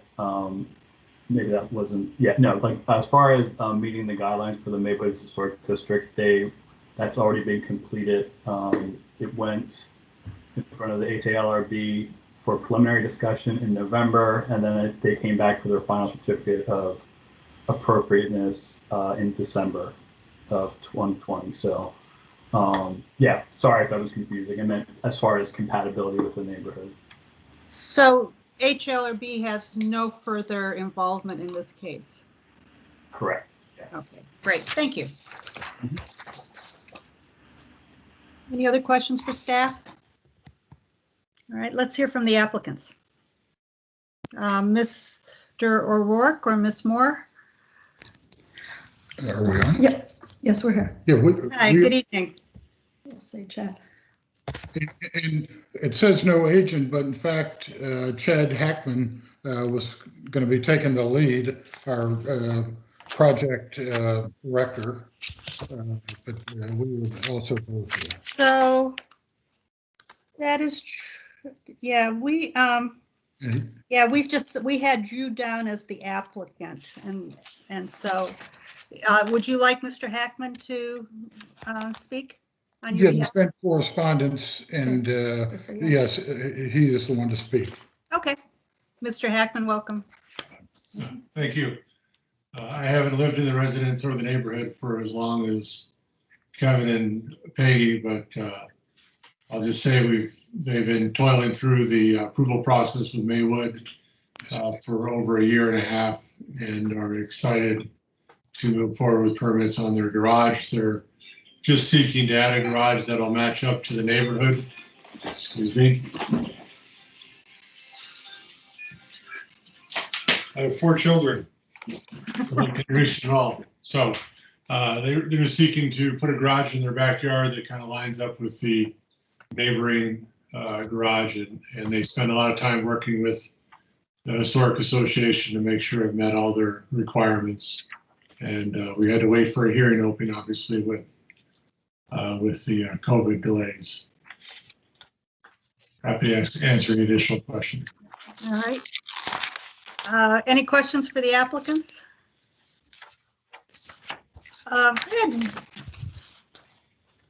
Your most affected neighbor is 3600 22nd Street, your rear neighbor. And if I look at the your petition for neighborhood support, that rear neighbor did sign the petition of support? Yes. Okay. As did all of your adjoining, all of, you did all of your neighbors on all sides. Okay.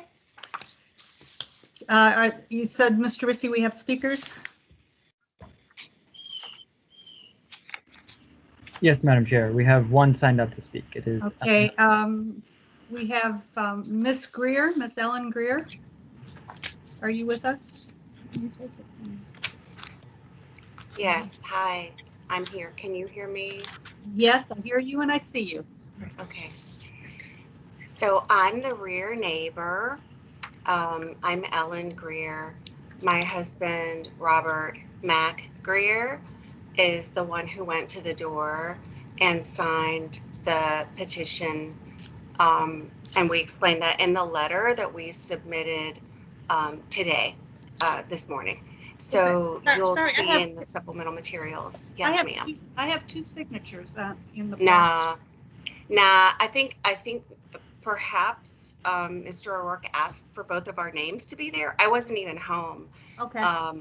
And my husband answered the door in the middle of a work day during the pandemic and said, I'm on a video call. What do you want? And was kind of put out. And Mr. O'Rourke said he had a petition that he wanted to be signed. We've known that they were planning to build a garage, and my husband Mac knows about that, and we have no concerns. We trust Historic completely to be on top of it in terms of making sure that the design is fine for the neighborhood, and we're just not very Budinsky type neighbors. And so Mac signed the petition. What we didn't know, despite the conversations that we've had with our neighbors, a few conversations over the last year about their plans to build a garage, what we never knew is how close it was going to be to our garage. So we discovered that, unfortunately, just this week on Monday, when I happened to be paying some bills and saw the hearing notice for this meeting and read the words. So we do not support a 1-foot setback from the 100-year-old garage that is on very close, way too close to our own rear property line. And we have serious concerns about the proposed proximity of those structures, and unfortunately just became aware of it pretty late in this process. So, but we oppose very strongly. So what would you like to see? more space.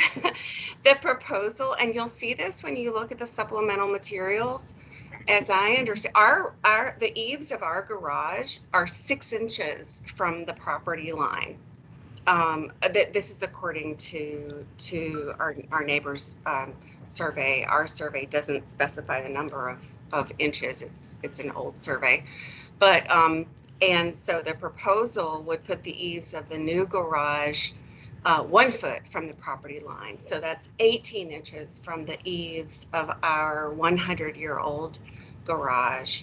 The proposed structure also will have a gutter on it, which I'm sure is necessary to move the stormwater that would otherwise be concentrated into a very small confined space between these two structures. Our garage does not have gutters. It has a metal roof and no gutters. And so if you actually account for the gutters that are going to be there, the space between the structures, the open space between the structures at the bottom of the roof line is like 12 inches.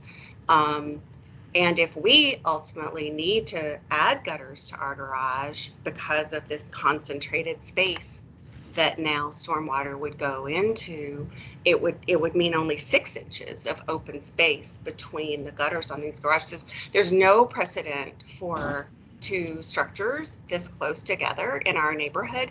One of the other things that I included in the supplemental materials that we submitted is we walked the neighborhood a couple of nights ago, taking pictures of street-facing garages in Maywood. There are a lot of structures in Maywood that encroach, closer to the property line than the current setbacks, but there's no other pair of structures so closely situated as this. There's no precedent for this. They did point to one. Yes, ma'am. I'm sorry. What would you like to see? More space. I mean, what does that?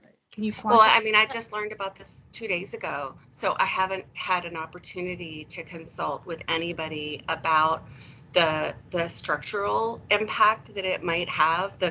I'm concerned about erosion between the 2 structures and whether that poses a hazard to our existing structure.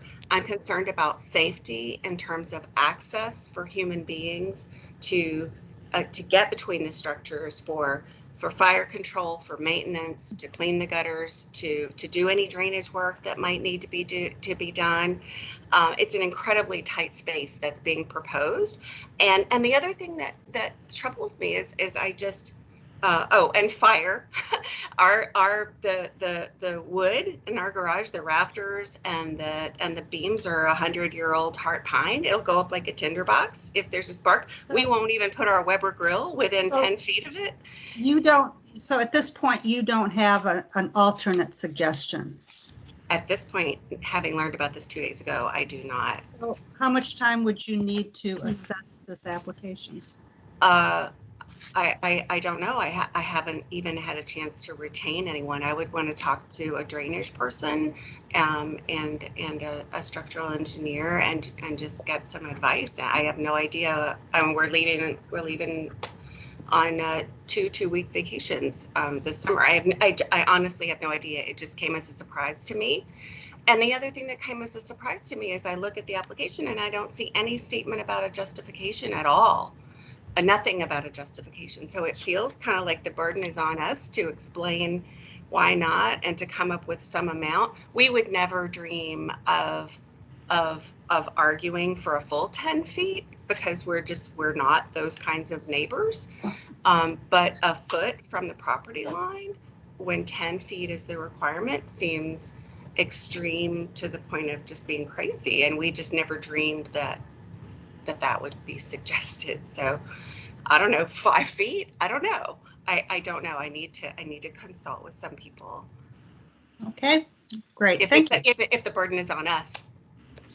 Well, ultimately, go ahead, Ms. Freshman. Yeah, I'd like, I guess I don't know exactly what the HALRB does, but I would guess that if 2 adjacent garages was a deal breaker, they might have raised it. But my question to the applicants would be,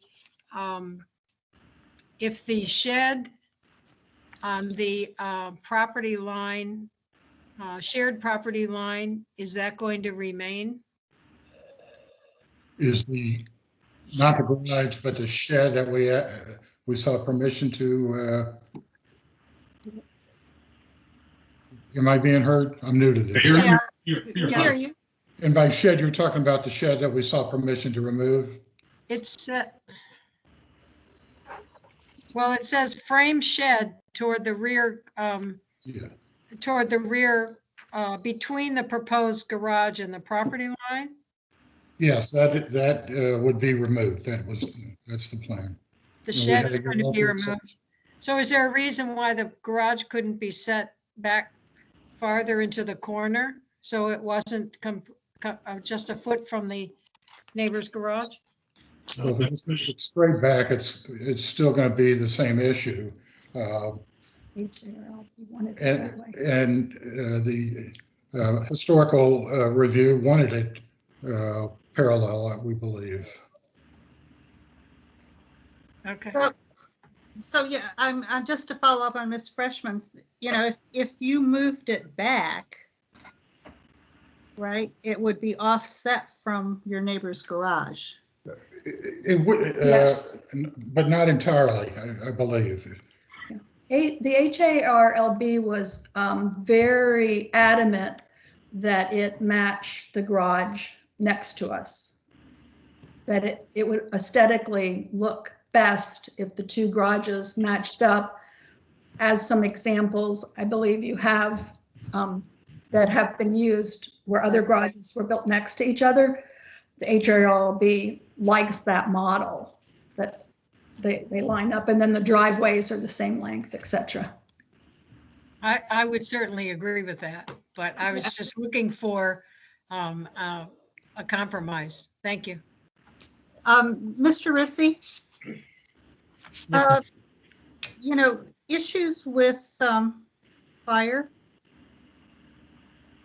would HLRB have taken those into account? Nearness of of structures. I mean, your application supports, your staff supports this, so I assume that you've taken that into account.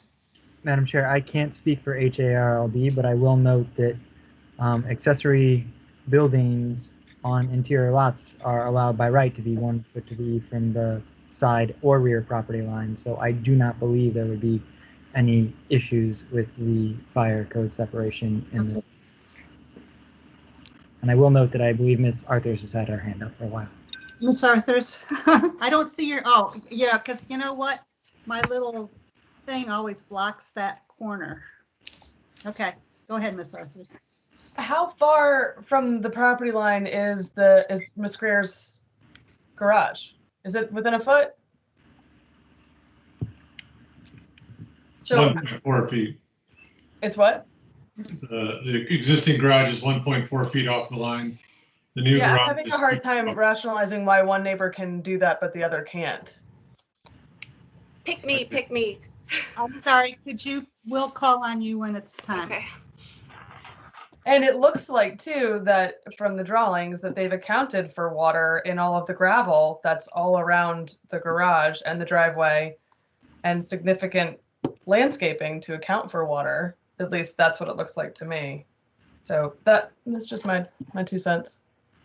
Yeah, I have to say that I was a longtime planning commissioner, and when a project went through HALRB, it was scrubbed to the point where I'm loath to overrule them, because if we move the placement of the garage, I think does it have to go back to HLRB? Yes. Yeah. We would have to start over after a year and a half. Yeah.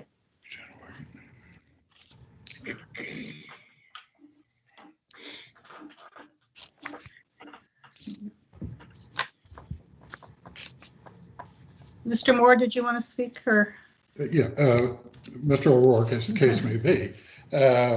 if I could just respond to a couple of things with respect to the signature that was provided. I can affirm definitely, I did not ask for both names on that. I did ask for a signature. And Mr. Greer, and I also offered to return to a later time more convenient. He declined my offer. I extended an offer to bring the architectural drawings if they wished to review them. And this offer was also declined, but he took it, went into another room, came back in a few minutes with two signatures. I didn't ask for it. I didn't even know both were there until when I was walking home and I looked and I saw both spouses' names. I thought there were two different signatures until 2 days ago when I was told otherwise. And then having signed it, it was May 9th is the signature date. They waited over 3 months. And then when I upset the apple cart, it was 3 days to go. Knowing that, and Ms. Greer admitted that she knew she could look online to see him, and she said it 3 times to me, but she didn't get to it until she was reading her mail and saw the recent letter.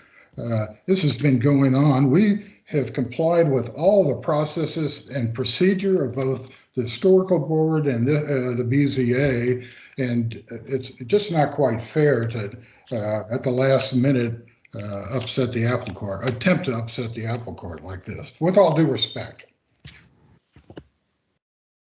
All right. I get Miss Moore or Miss. Your thing says Ellen Steen. Is that you're Miss Greer, right? I am Ellen Steen Greer, right? Final comments? Yes, ma'am. Again, Mac had no idea. My husband Robert had no idea about the proximity. We care not about the design of our neighbor's garage. We are so, not in our neighbor's business. We just don't care. But in no conversation that anyone had with us was there any suggestion that this structure would be so close to our garage. And in terms of the earlier remark about why one neighbor should be able to do it, another shouldn't, this garage was built sometime in the 1920s. It's insane how close it is to the property line. I would never have done that. I would never ask today to do that. But it's a 100-year-old garage. So I couldn't tear it down if I wanted to. It just is what it is. But to encroach so closely to it that you can't even get human beings between the two structures to do maintenance and repair and drainage work. And it is a 100-year-old structure with wooden beams that protrude 6 inches from the property line is the distance from the heart pine beams of my garage to the property line, which again, I didn't place it. It's just there. And I hate that this is coming up so late. HLRB, I've been through the HLRB process several times through several of our own renovations. I've never dealt with a setback issue. HLRB is great in terms of dealing with design. I went through a year-long process recently to screen our existing open porch on the rear, a year-long process. So I know how meticulous they are, and I sympathize, I really do. But encroaching this closely to an existing 100-year-old structure is there's no precedent. Even the one example of 2 side-by-side garages, which the applicants say today that HLRB likes as a model, there's one example of that in the neighborhood, and even those 2 structures are further apart than the proposal. So there is zero precedent, zero example for 2 structures to be placed so closely on a street-facing front.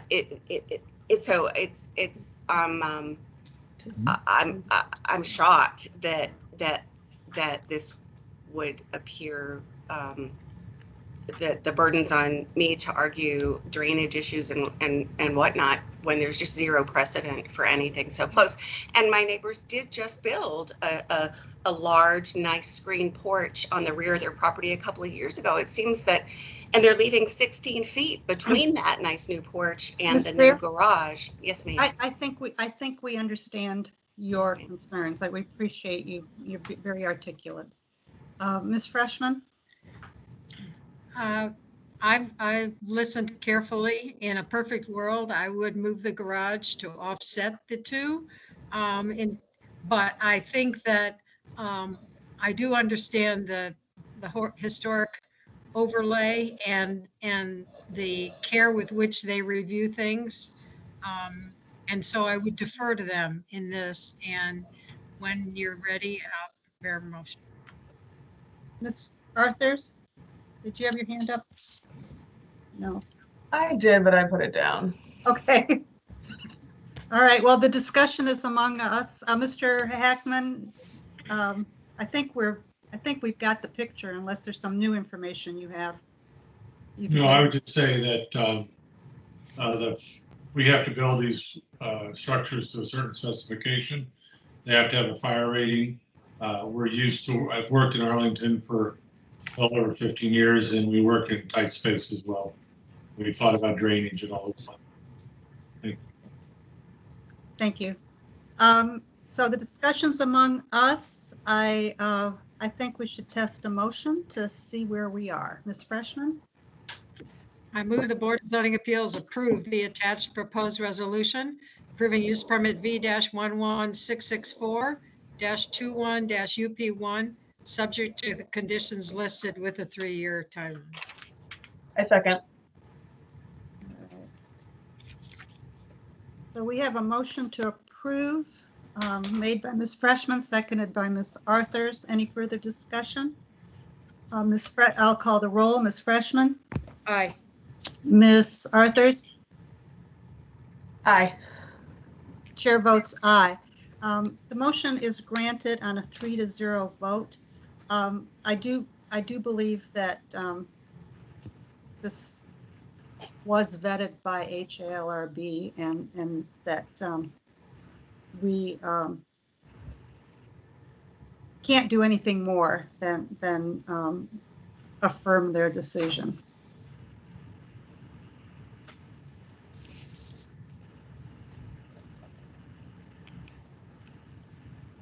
So the motion passes. Thank you very much. Thank you. Thank you. Yep. Thank you for your time. Thank you. Should I want to leave? Leave. Or just turn off the camera? We lost Miss Arthurs. There she is. Mr. Rissy, will you call the next item? Yes.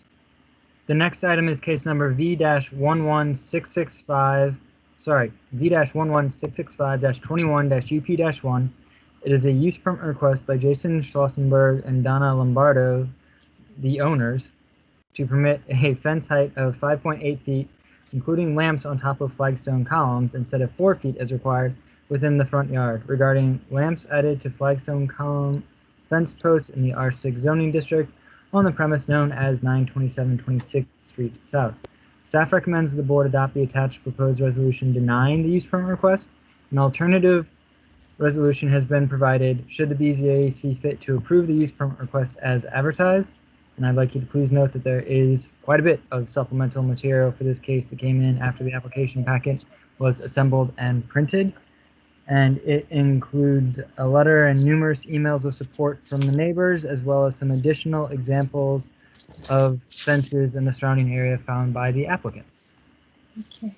Ms. Freshman, do you have a question for staff? Yes, Mr. Rissy, I just wanted to ask if this application was approved at 5.83 feet, would that be considered a precedent for other fences at that height where normally they're required to be 4 feet?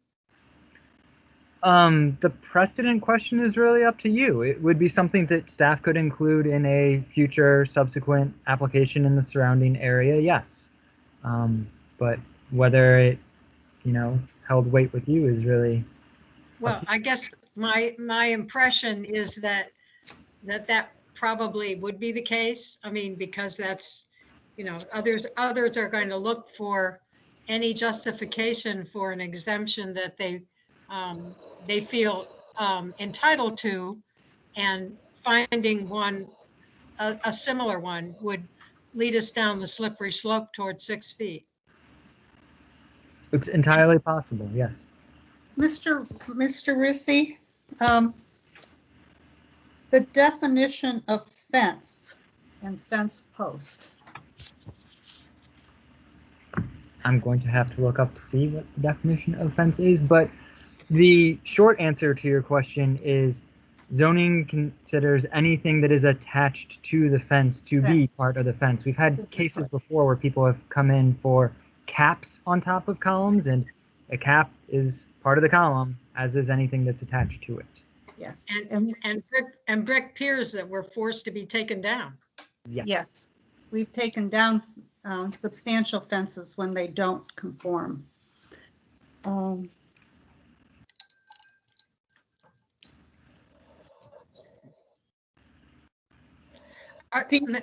ahead. Could I ask another question? The piers or the columns that we see in the photo, those are 4 feet? That is staff's understanding, yes. Okay, so absent the light on top, the fence would be fine. Correct. I believe the columns seem to have already been approved and constructed at Fort. I know they're there, yeah. So were the lights part of the approval? I'm guessing that they had to remove the lights to obtain the approval at 4 feet. And Madam Chair, I will mention that our zoning ordinance does not give a specific definition of fence. Okay, thank you. So the lights were not part of the building permit or the fence approval? Can you hear me? I can answer that if you'd like me to. Let's do it one at a time here. We'll get to you. I would defer to the applicant on this. Okay. Yes, so we have 2 permits that have been granted. Wait. Sorry. Let's just finish with staff, and then we'll any other questions for staff? And as I understand it, it's 8 columns that lights would be on. I thought it was 11 columns. Did I say 8? You said 8, but I believe it's 11. 11, yes. I'm seeing head nods to 11 as well. 11 columns. All right. And as far as precedents go, staff did attempt to locate precedents where there were fence applications on Fence file. applications, building permits, or plats that illustrate and call out the height of a fence, which honestly are few and far between. Right. Okay. All right. And does staff have any comment on the fence examples that the applicant presented, where they show a light on a post? So staff, really me, I wrote this report. I tried to look up all of the examples that they provided with the original application material, and I came up empty. I will admit I have not been able to check the additional examples that they provided in the supplemental material, however. Okay. All right. Okay. Can I ask a question? Miss Arthurs. Are there already lights on the post, like on the side, and then they want a light on top as well? I'm going to defer to the applicant again. Okay. All right.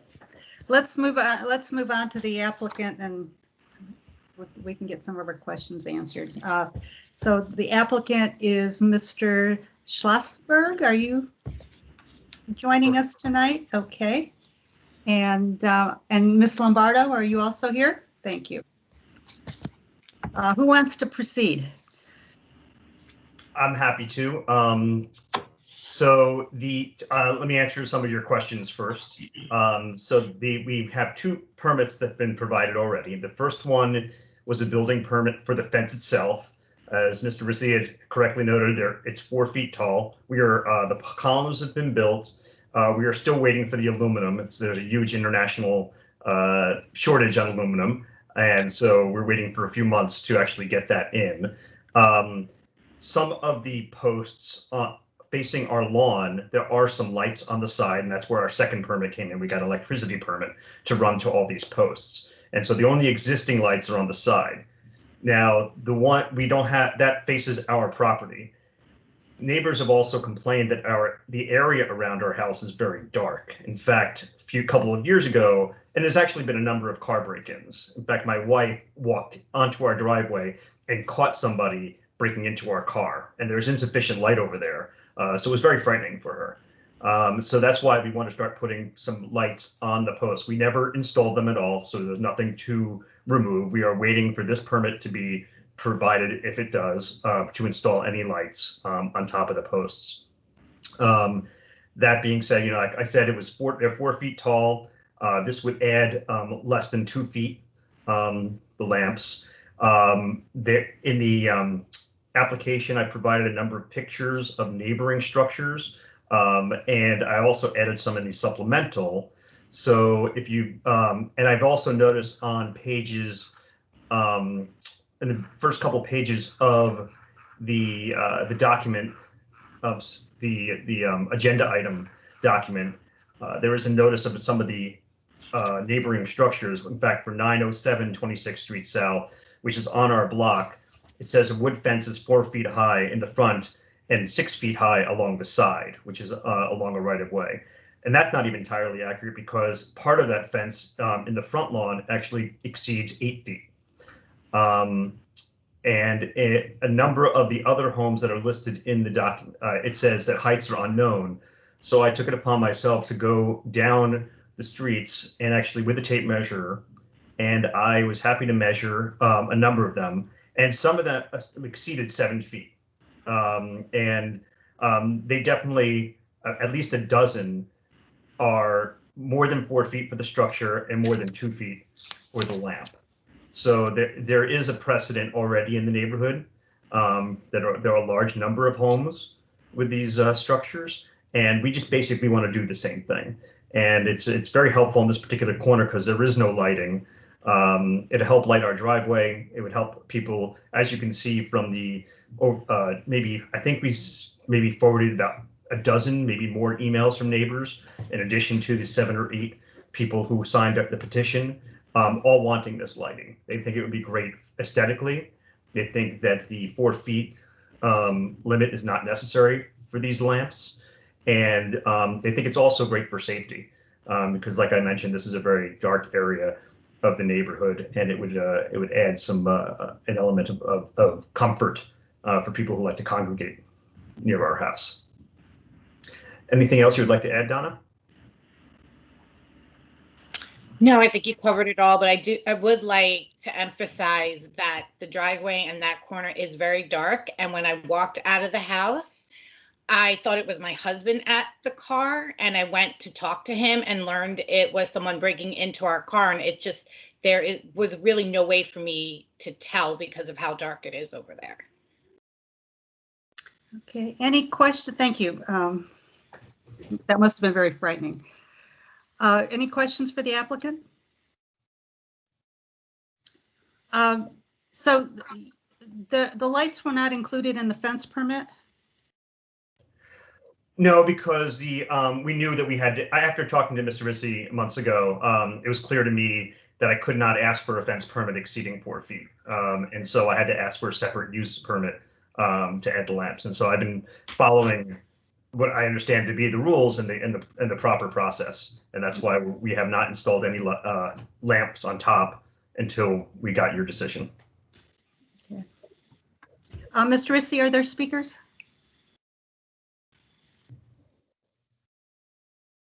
No speakers. All right. So discussions with the board.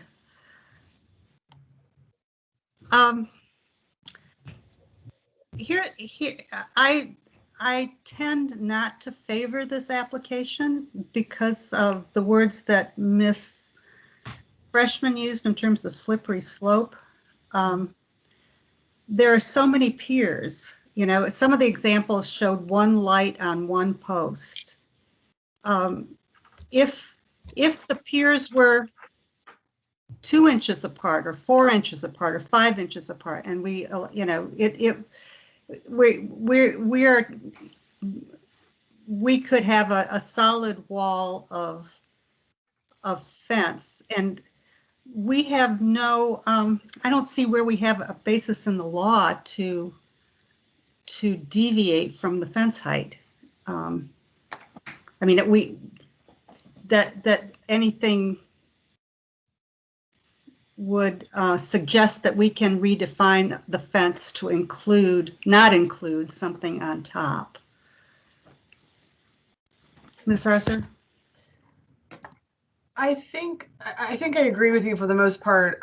The examples that they've given, they usually only have lights near a driveway or a walkway, and you're right, there's only 2 or 3, and this seems like to put a light on every single post is a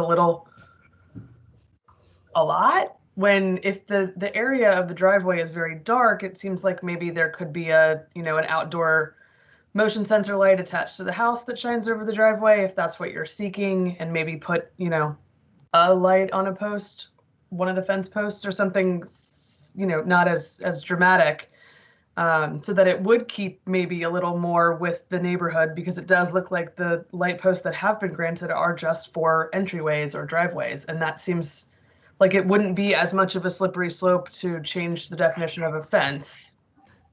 May I ask a question? Well, let me see where the rest of the board members are. Ms. Freshman, do you have any comments? Yeah, well, I just think that I'm concerned about the exceeding the 4-foot height. The 4-foot height fence along the street is restricted for a reason, for visual and other reasons. I also think that in a way, the argument has been for extra lighting has been made by the fact that several side lights strategically placed are already in place. And so that they're with this many piers, I don't know whether this fencing in between is going to be essentially solid or not. It would be quite formidable if the connecting pieces were solid.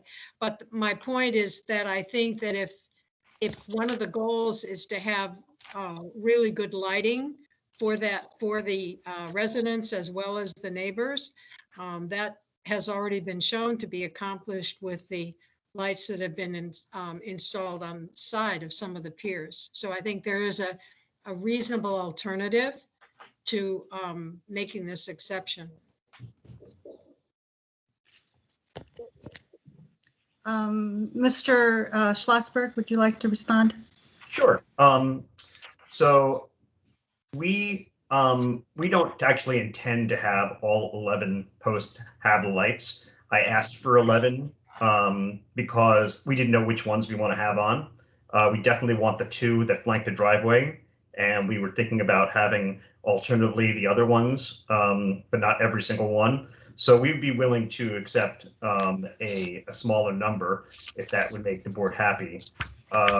We also, the light that it does exist only faces inward onto our lawn. It does not light up the driveway or the street area. So just to make you clear, and hopefully that helps understand that. And just to, I think it bears repeating that I don't think this is a slippery slope in terms of, now I can understand maybe the excessive light might be slippery slope, but the actual height of the posts on top of those columns, I mean the lamps on top of those columns would not be a slippery slope because it already exists. As I mentioned, there's like a dozen houses in the neighborhood that are far higher, have posts with lamps far higher than ours. I'm sorry. That argument is impossible for us to verify at this time whether they were built illegally. You know, we can only go by the information that staff has. We would have to ask staff to go check to see if all of those were legally built. We can't use, you know, things that weren't permitted as precedent or, you know, to help build your case. Mr. Rissy, you're rolling your eyes, you know. All right, but I'm sorry, I interrupted you. But just on that point, the precedent point, unless all of them are examined to see whether they were legally built, we really can't rely on that. Now, Mr. Rissy has his hand up.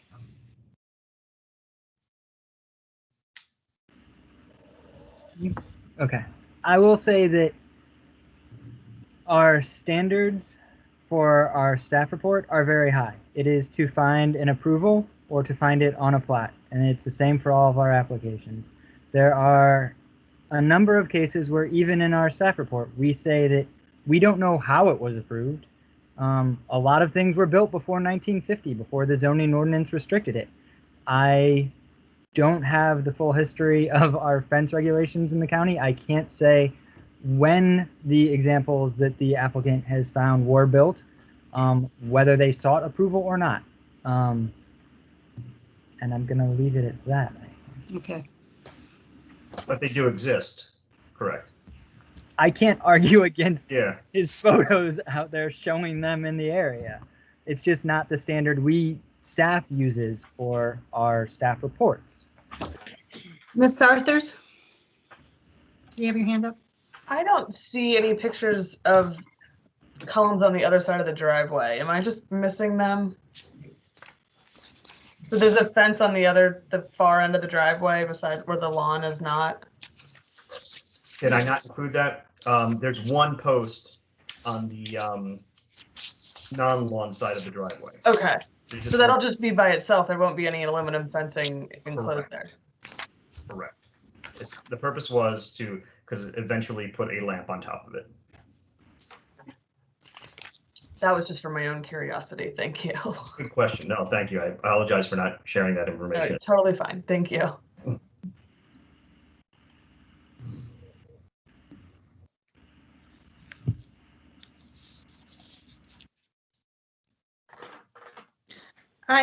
I have trouble. I'm very sympathetic, but I have trouble rationalizing how we allow how we add lights to fence posts. I can't come up with the rationale that gets us there. Ms. Freshman? I'm prepared to make a motion. Let's try it. Go ahead. Except I can't find the language. Well, I'll just wing it. In the case of, sorry, my papers are all messed up here. That's right. Can I just say one more thing? We're moving to a motion now. Okay, in the case of V-11665-21-UP1, I move the Board of Zoning Appeals deny the special use permit. I second. All right. A motion to deny made by Ms. Freshman, seconded by Ms. Arthurs. Any further discussion? All right, I will call the roll. Ms. Freshman? Aye. Ms. Arthurs? Aye. Chair votes aye. Your use permit is denied. I think it's worth, if you wish to pursue some clarification in the zoning ordinance that would allow you to modify fences like this. I think it's worth looking into, but we don't have that in our ordinance right now to allow that.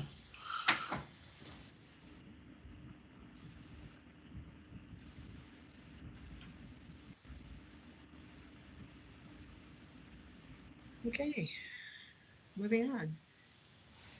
Mr. Rissy, will you call the next item?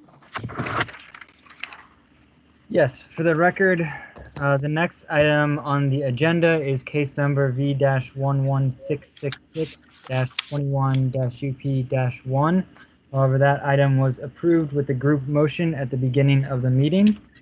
So I am going to move on to the next item on the agenda, which is case V-11667-21-UP-1, which is a use permit request by James Spearman on behalf of Eric Olson and Mary Hayes, the owners, to permit a left side setback of 4.6 feet to the wall, 4.3 feet to the second story deck and eave, instead of 10 feet to the wall, 6 feet to the deck and eave as required from the west side property line, and to permit a right side setback of 8.5 feet to the wall and deck, 8.2 feet to the eave, and 4.5 feet to the air conditioning unit, instead of 14 feet to the wall and deck, 10 feet to the eave, and 5 feet to the air conditioning units as required, and to permit an aggregate side yard of 12.8 feet instead of 24 feet as required, regarding a proposed one-story side and two-story rear addition to an existing one-family dwelling located in the R10 zoning district on the premise known as 1400 22nd Street South. Staff recommends the board adopt the attached proposed resolution granting use permit request with conditions.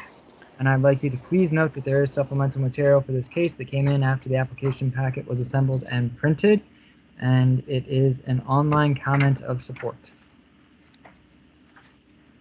All right, thank you, Mr. Rissy. Any questions for staff? All right, who do we have with us tonight and who wants to speak? Is Mr. Spearman? Hi, I'm James Spearman. Okay. And I'm here with Mary Hayes and Eric Olson, the owners. And I'll say a word or two, and they will too. Go ahead. Welcome. Thank you. Thank you. First of all, just wanted to thank you for your consideration, and we thank the staff for a recommendation of approval. Our intent is that the proposed design is compatible with the neighborhood and it meets the board's other criteria for approval, and we believe the proposed design achieves that. We've iterated with staff on a few refinements to ensure that we've minimized the nonconformities to those listed. We have 9 letters of support from adjacent and across the street neighbors for the proposal. And I'm very happy to answer any questions, and thank you again. And, thank you, Mr. Spearman.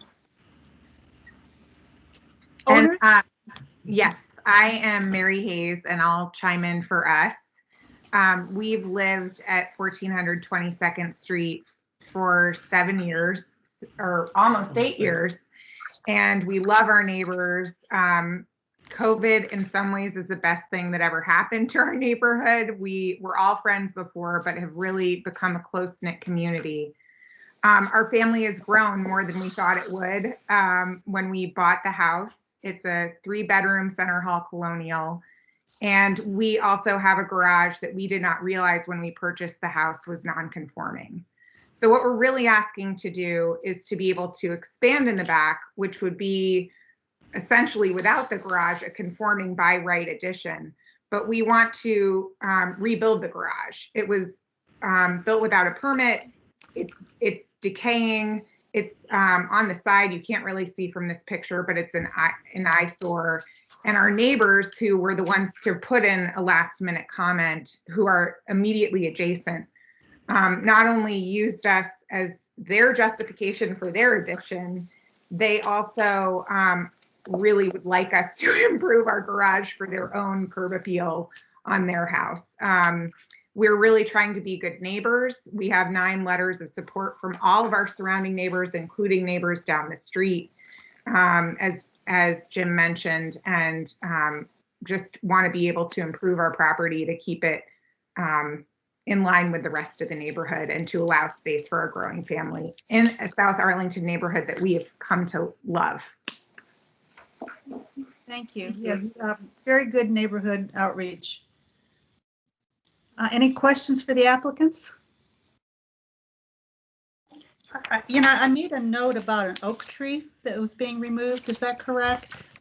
That is correct. That oak tree, we're planning to add additional trees. We're big gardeners. You might be able to tell from that original photo you just had up that we love keeping our yard in good shape, and we garden all year round. That oak tree has continually lost limbs. I don't think there's a good image of it, but it has fallen on our neighbor's shed, and there are big limbs that we had removed in the thousands of dollars last year to ensure the safety of our house and our neighbor's house. It's not a super healthy tree. It's we have other oaks in the back of our property that we love and maintain and want to keep. We also have 7 sapling bur oaks that we fostered from acorns, and we plan on planting them. They're saplings that are about 4 feet high now. So we do have plans to remediate the removal of that one tree. Okay. Any other questions for the applicants? All right, let's see where we are. I'm prepared to make a motion. Ms. Arthurs? I move that the Board of Zoning Appeals approve the attached proposed resolution approving use permit V-11667-21-UP-1 with the proposed conditions as well as a 3-year time limit. I'll second. Any further discussion? I'll call the roll. Ms. Freshman? Aye. Ms. Arthurs? Aye. Chair votes aye. Motion to grant the use permit passes. Enjoy your new home. Oh. We are so happy to be able to stay in our neighborhood. I can't even tell you. Thank you very much. We really appreciate it. Okay. Ms. Freshman, do you have your hand up? I do. I just had a question for you and Mr. Rissy, just wondering why that was not part of the original consent. You know, because it had better outreach than most, and it was pretty non-controversial. Doesn't matter because we've addressed it, but the whole time I was looking, Ms. Freshman, I was looking at that at the same time, but there were a couple of things that came up that maybe weren't apparent that had to get answered regarding the application. But honestly, I had the same feeling, like why wasn't this on the list? And that's why I was. Maybe it was the oak tree or somebody mentioned an oak tree. You know, there was another random person ended up on the application, not the fault. Not our fault. Yeah. It wasn't your fault. It just things happen. Yeah. Okay. We don't mind. We're so happy. Thank you very much. But yes, your application was very complete, and you know it could easily have been part of the first batch. We appreciate it. Okay. Thank you. Well, Thank we you. were neighbors and would not want to do anything that would cause consternation. So everyone's going to be happy. All right. Thank you. Thank you. Good. We'll move to your neighborhood. You should. It's amazing. We love it. All right. Bye-bye. Bye. Bye. Mr. Rissy, will you call the next item? Yes, the next item is case number V-11668-21-UP-1. It is a use permit request by Stacy Fresh, the owner, to permit a rear setback of 18.3 feet to the wall, 17 feet to the eave instead of 25 feet to the wall, 21 feet to the eave as required from the rear property line, and to permit a left side setback of 9.3 feet to the wall and 5.4 feet to the window well instead of 10 feet to the wall and 6 feet to the window well as required from the left side property line regarding a new rear 2-story addition and new window well on an existing semi-detached dwelling in the R27 zoning district on the premise known as 716 North Nelson Street. Staff recommends the board adopt the attached proposed resolution granting the use permit request with conditions. And I'd like you to please note that there is supplemental material for this case that came in after the application was assembled and printed. And we do have speakers who have signed up to speak as well.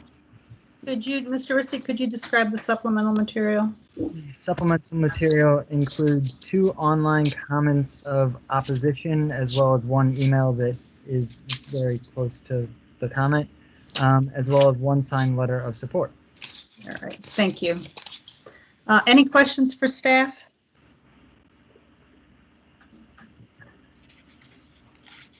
I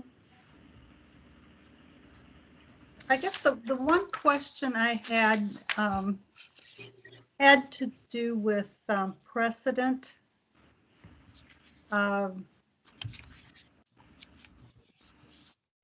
I was looking to see if there were two-story additions in the neighborhood.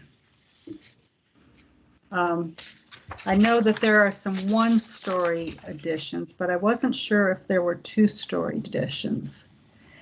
And I know I don't know how carefully staff looked at that, because the precedents that I see don't show whether, it just shows rear addition. I will say that staff just analyzed the footprint and placement as we do for the other applications. Okay. And the only follow-up to that I would say is, I think that one might be a two-story addition. You're referring to which one? The third from the intersection that is this way. in the aerial. Yes, it was. I drove that alley to see if I could tell, and there's a lot of vegetation, and it's really hard to see what's going on in the backyards without actually getting out of the car and climbing, peering through a fence. Okay, that's my question. Any other? If there's no other questions, let's ask the applicant to join us. Good evening, Ms. Fresh. Good evening. How are you? Thank you for your time and for the staff's time. And to answer your first question, there are three properties with 2-floor additions. One that Mr. Reese was just pointing to, 705 North Nelson. There's 703 North Oakland and 638 North Nelson. So answering that question. Thank right you. up front. You're welcome. I've lived in Arlington for 25 years, in my house for 20 years. I formally began this journey to add an addition to my house in January 2020 when I hired an architect. During this process, I've done my homework, reviewing BZA hearing materials, walking the neighborhood, walking other R2 neighborhoods, R27 neighborhoods, hiring an attorney, and having numerous discussions with staff to understand the precedents previously approved and already established. As this project became more defined, I had a few more conversations with Mr. Reese and worked with my architect to finalize my drawings. Again, working within the parameters of the metrics that had previously been approved. One of the unique characteristics of my property, which you can see from this photo, is that in the back, it sort of converges with 3 alleys, each of which are at least 18 feet in diameter. And there's at least 25 feet to my back neighbor's property line. Also unique to my property is I completed an addition approximately 15 years ago, basically to enclose in a porch that had been built by the owners in 1952. My construction has some significant flaws, including lack of heat and air conditioning in the back area, and a structural issue that requires me to step up into that property. So one of the purposes of this plan would be to remediate those flaws. So I want to briefly touch on the neighborhood outreach. I've contacted 12 homeowners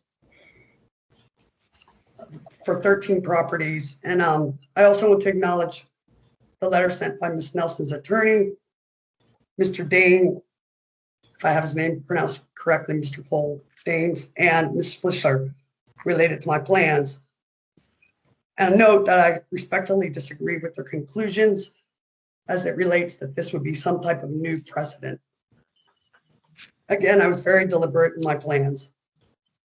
I also want to inform the board that I've been in continuous communication with my connected neighbors, the Huntleys.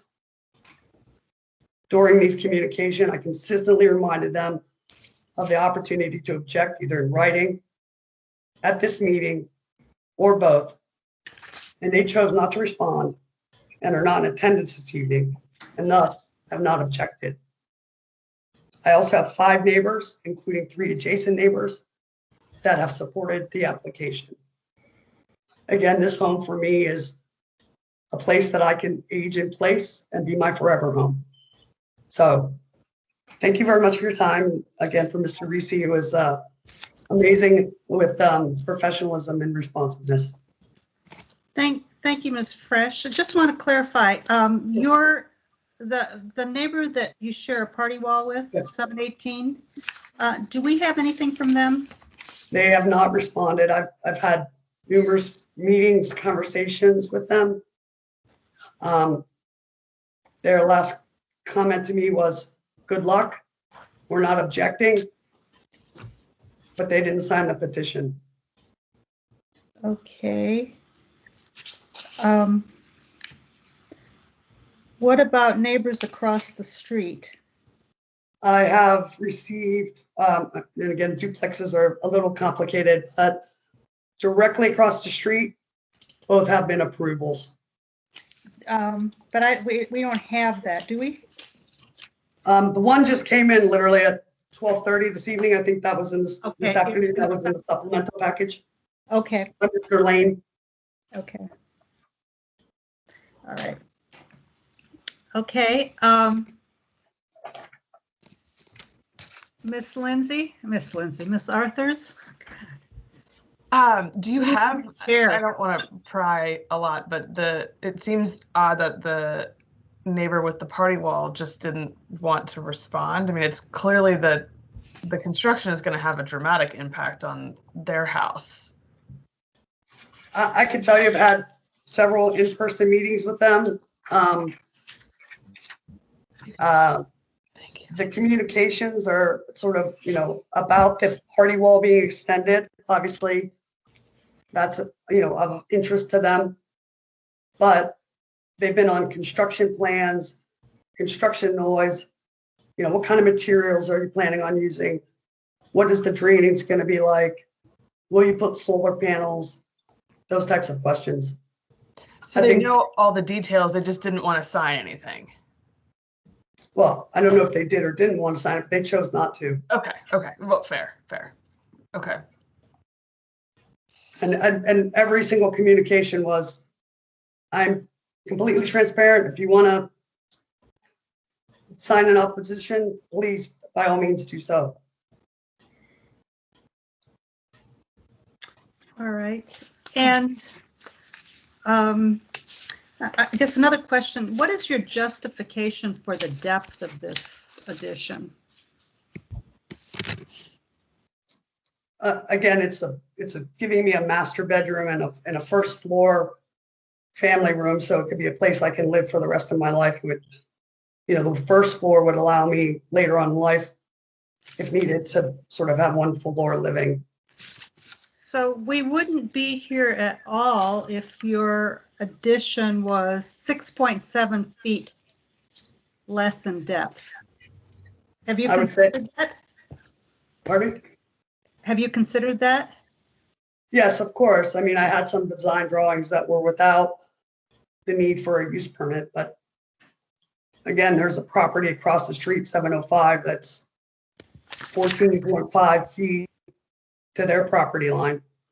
So a 2-story addition. So I modeled 705. Yeah, I see it. Okay. Okay.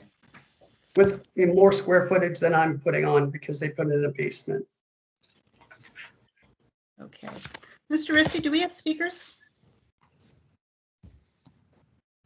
Okay. Ms. Arthurs, do you want to speak before I call this? I do. Sorry, one more. Do we have and I probably should have paid more attention when I was reading, but the property across the street, did they get a BZA? They got BZA approval? Did we grant that? Correct. No, what's the question? Did the property across the street, the two-story, did they get The BZA approval? 705, did 705 get BZA approval? That's a question for Mr. Rissy. And the answer is yes. It's in the staff report, Mr. It Rippey. is. I see it now. Thank you.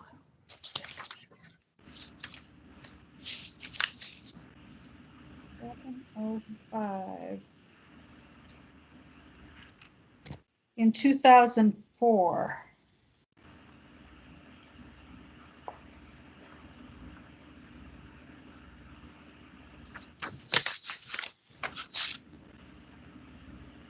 Okay. All right, let's hear from the speakers. Who do you have first? Cole Danes? Dinus, I'm here. Dinus, I took a shot. Sorry. I wouldn't know it if it wasn't my name. Good evening. Good evening. Just a quick side note, some neighbors have said to me that they didn't receive notice of the application or drawings, and the time for feedback seems short to us. But I did hear from Stacy. I did receive the drawings. 705 North Nelson backs up to a parking lot for rental units. I think that matters. 703 North Oakland, which is around the same Gumball Park, it does not go into the 25-foot rear setback, just as a note. I'm not sure about the third example. I will start off my feedback by saying... Did you say where do you live? Oh, I live just across the park at 709 North Oakland. I'm going to keep going if you don't mind, just because of the timer. Okay. Oh, thanks. Yeah, I live just across the park on North Oakland. Rear neighbor. Got it. I will start my feedback by saying, when there are not compelling or unique circumstances, I do not understand why any variations from zoning are permitted.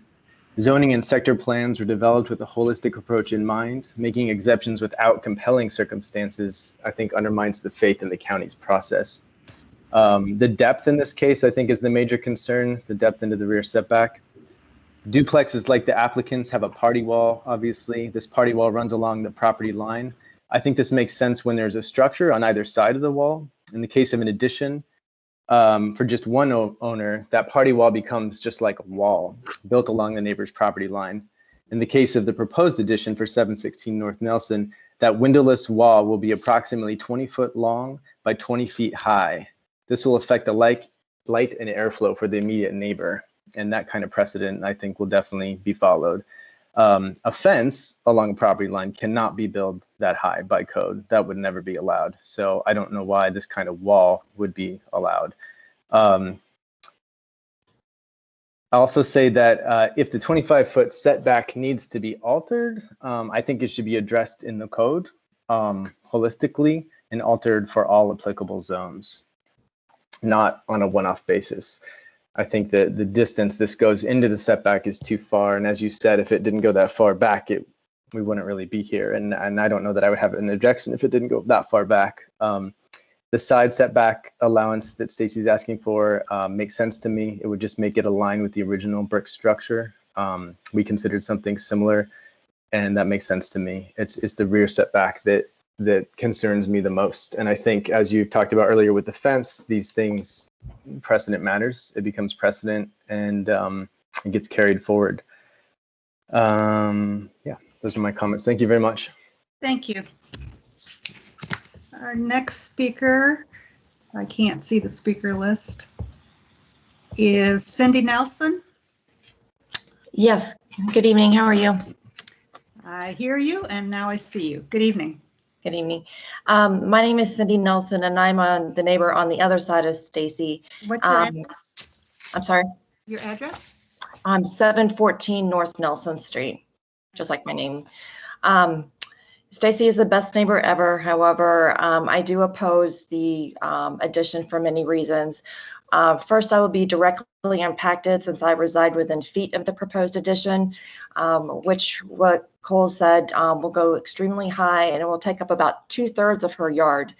The proposed wall of the addition between us would be gigantic and significant. I have numerous healthy trees and bushes that I planted in my backyard years ago that go around the perimeter of my backyard. An addition that far back on her property of that size, going up that high, would block the wind flow coming into my yard that is needed for pollinating my trees and my vegetation. Her addition would also block the sunlight coming into my backyard that is needed to keep my foliage alive. In essence, the foliage in my backyard would potentially die as a result of her addition. I believe it would not preserve the natural landform of my property. Third, approving the addition would be set a bad precedent, as Cole mentioned, to the other owners who also build similar additions.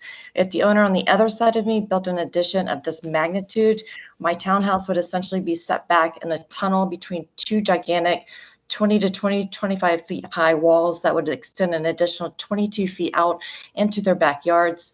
It would result in absolutely no air circulation to my backyard and cause extreme darkness. All of my plants and trees would absolutely die, and I would never be able to have a garden in my backyard. As I mentioned, a two-story addition such as this would result in having a view of the 25 wall only feet away, and it would absolutely adversely affect the market value of my property. There's also nothing in the proposal about water drainage or the aesthetics of the house, being that it's listed in the National Register of Historic Places. This would be huge, as it's a 3.5 bath, a kitchen, 2 laundry rooms. As a result of this addition, it's a small lot. I don't know where all this water is going to go. Thank you. Thank you, Ms. Nelson. Next speaker is Aristotle's Cronus. Is Mr. Cronus here? Yes, good evening. Can you hear me? I hear you. I don't see you. Do you have video? There you go. Video's on. Okay. Good evening. Good evening. Aristotle's Cronus. I'm actually the attorney for Miss Nelson, the speaker at 714 North Nelson Street. I think she pretty much summed it up in terms of the direct impacts to her. I'm looking at this more from a compatibility of and the actual criteria for the use permit, because I think those are important. We have to think about this first off in the fact that this is a historic subdivision. This is part of an 82 duplex townhomes on North Nelson, North Oakland, in South 6th Road North, actually. These are mostly 2 or 3 bedroom units with 1 bathroom.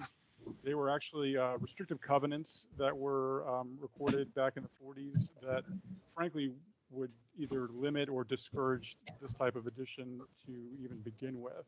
And even thinking about this from a historic standpoint, there's really no evidence that this is trying to even make any kind of compatibility with the surrounding historic properties when you add this addition.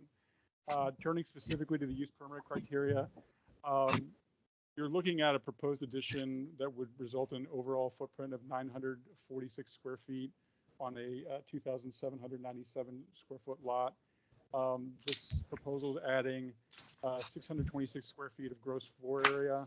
It's going to create a 2,450 square foot living area, which is going to be absolutely exacerbated when you add that window well on the side, which now makes the basement livable space.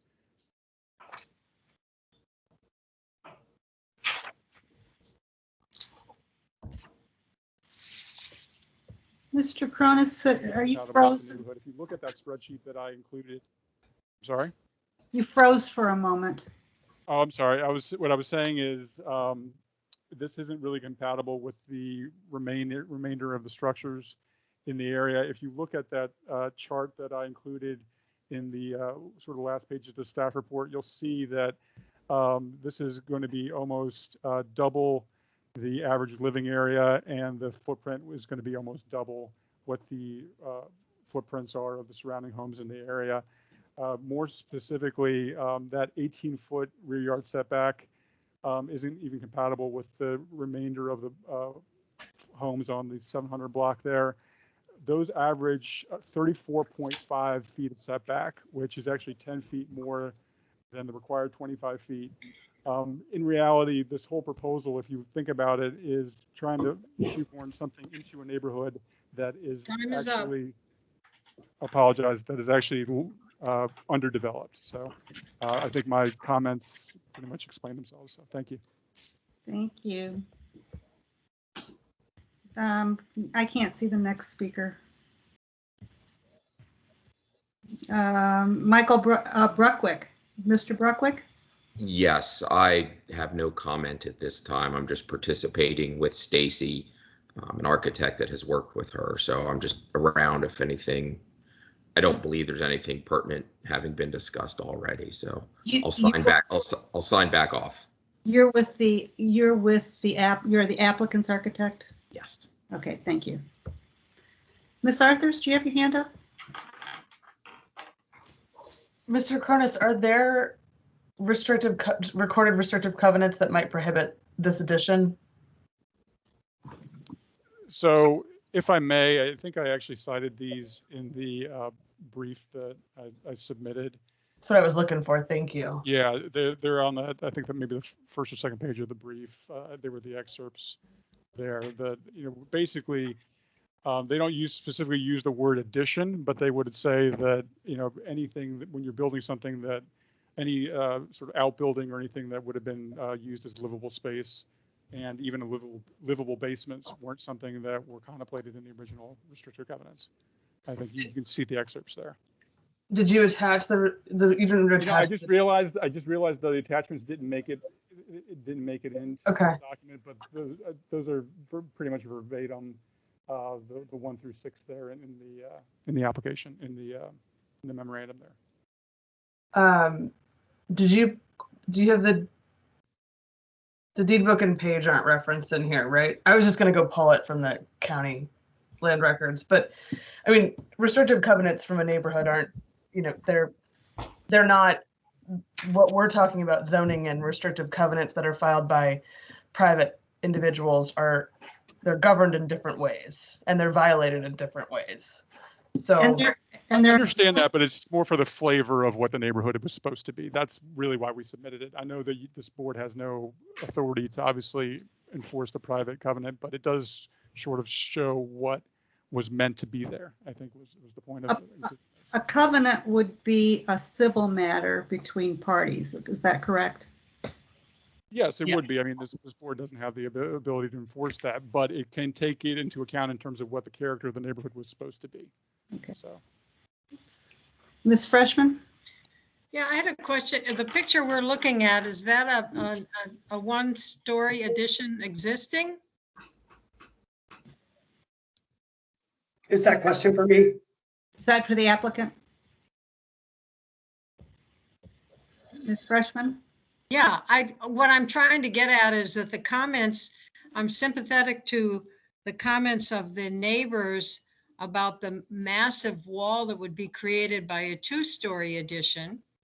And I'm also sympathetic to the applicant wanting to be able to age in place on 1 story.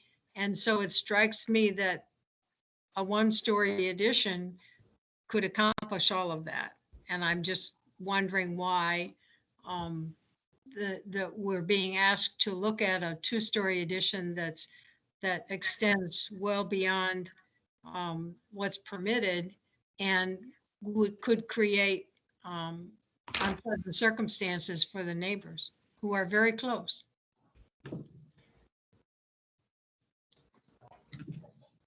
I think that's directed to you, Ms. Fresh. Okay, I didn't know if that was a question for me. I mean, again, this is a home designed through consultation with my architect that gives me the ability, not just on the 1st floor, but to enjoy the 2nd floor till I get in a position where I can't make it up and down steps.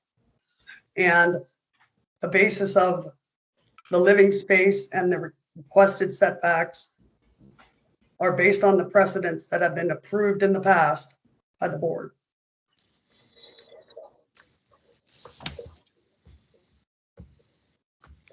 So I'm looking at one BZA approval that I know of that's in the staff report. I don't know of others at this time. The difficulty with BZA approvals is that you need to really drill down to find out what the circumstances were in that particular case. you know, because every property is different. I mean, that's why people come to the BZA, because there are unique elements to each project. And so without knowing exactly what happened, what the rationale was in 2004 for that property, it's hard to say if that's a precedent or not. There's also a property, 638 North Nelson, that did not require a variance because, sorry, a use permit, because it's a corner lot. However, the square footage, the footprint is 1,034. In addition, it has a party wall of well over 25 feet, 2 floors. So while, yeah, that's done by right.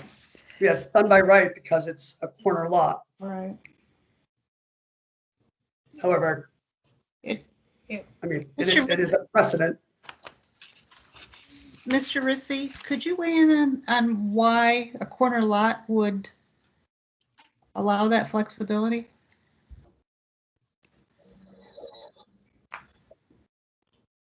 I'm not seeing it. That's why I'm asking. You're on mute, Stephen. I'll say that, you know, I can't speak for the board and why they set the setbacks that they did for interiors and corner lots. However, if lots were all perfect squares, things work out to be the same. On an interior lot, you have a 25-foot setback front and rear. On a corner lot, you have 25-foot setbacks on a front and side. The others are always 8 and 10. It happens that most of our lots in Arlington are not perfect squares, and so it does usually mean that people are able to build further back than they would otherwise. But if you were to have a 25-foot setback on a corner lot, you would then have 3 25-foot setbacks, and on lots such as these, that would leave very little buildable footprint. Mr. Rissy, do we have another speaker that we haven't called? I'm lost track here. I believe those are all that signed up in advance. There may be others who are here and wish to speak. Is there anybody here that's not on the speaker list that wishes to speak? Okay. Thank you.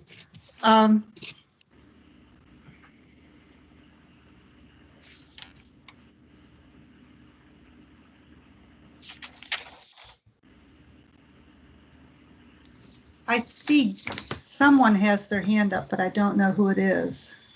It's Cole Dinas. It's also Cindy Nelson. I'll go after Cole. You guys already spoke. I just wanted to follow up with more information about the corner lot we were just talking about, 638, I think it was. What do you know about that corner lot? Well, I can see it out my back door. That 2-story addition does not, the second floor does not go all the way back. It's tapered in. I don't know what the BZA had to say about that, but it's definitely different. Yeah, that one didn't come to the BZA. That was done by right. Okay, but it is different than the proposed. Okay. And Ms. Nelson, did you have something information that you wanted us to know? No, I guess just based on the square footage that she's proposing, this would be the biggest addition of all the 82 duplex townhouses. So it is a definite outlier here, and it definitely would set a precedent. Okay. Can I respond? We have another person that's guest here. Who are you wanting to speak? Yeah, my name's Chase Huntley. I'm the resident of the property that shares the party wall with Ms. Fresh, and All right. Considerable interest in why we did or did not submit what we did or did not submit. So given the opportunity, I thought I might just clear that up. Did you wish to speak?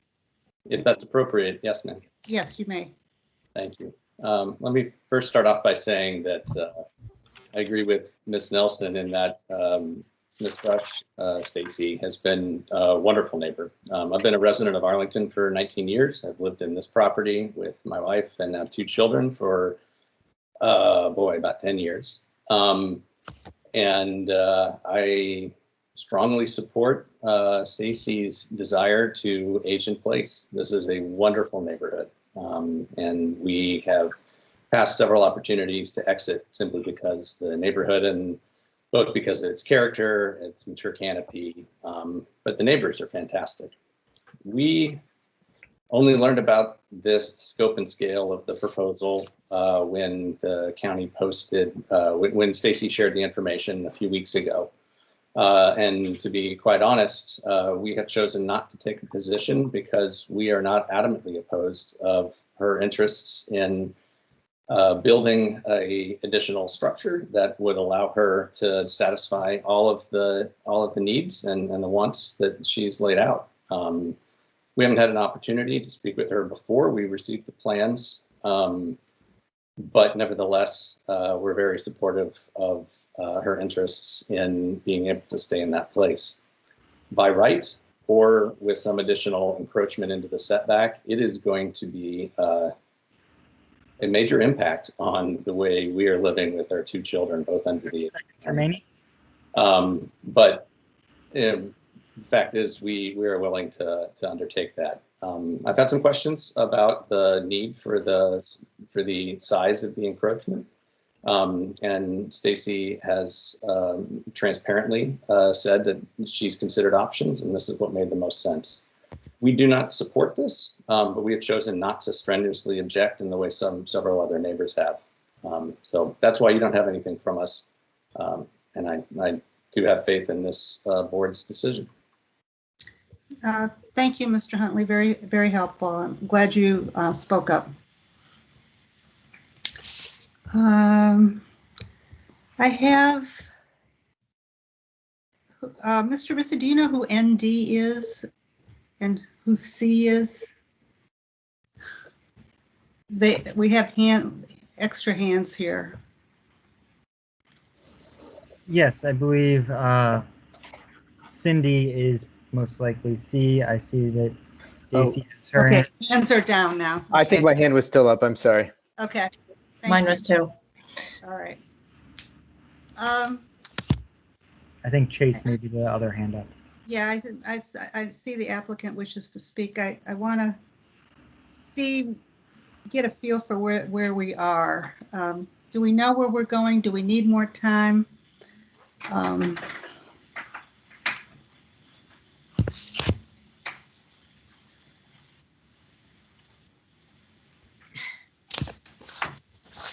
You know, I guess from my standpoint, I'm not,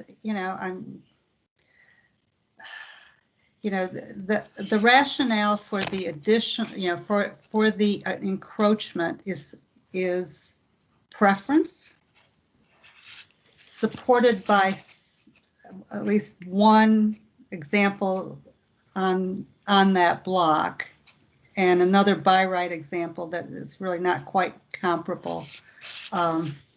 So it's not a strong. So when we look at this, we look at compatibility with the community. And so I don't see a strong indication that this would be compatible. I'm not saying that's not enough, but it's not strong. Ms. Freshman? Well, I just reiterate what I said, was that I think there are options that are less burdensome. And I agree with you that I don't think the precedent is, is sufficient. At this time, I would not support it. Ms. Arthurs? I have to agree. I also think, the 6.3 to 7 is not that big of a difference. I'm sympathetic to wanting to age in place, and we definitely need people of all different ages in Arlington, families with small children, and everybody. But this square footage on a lot this size on a duplex, just it seems too much when it could be done on a smaller scale to conform with the zoning regulations of the neighborhood. So I don't think I would support it right now either. Now, Ms. Fresh, you've kind of heard where we're headed. Would you like to comment? I do want to acknowledge that there are 2 other additions. I want to respond to Miss Nelson's comment. There are 2 other additions because they were 3 floors, have more square footage added. Secondly, I solemnly believe that the precedent was already set with 705 North Nelson. So I want to be clear about that.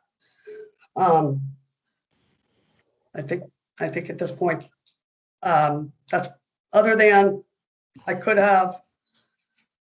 it's my understanding, I could have proposed a design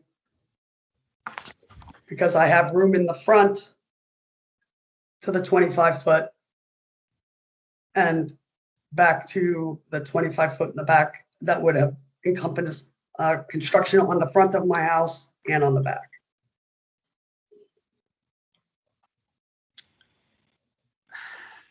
By right, I could do that by right. Correct. Okay. So That would have changed the plan significantly, though. Sure. Well, yeah, it's possible. You know, a by right, obviously a by right solution is ideal.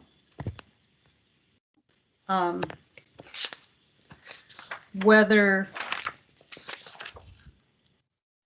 your neighbors would find, your by right solution preferable to what you've shown is unknown until they see it.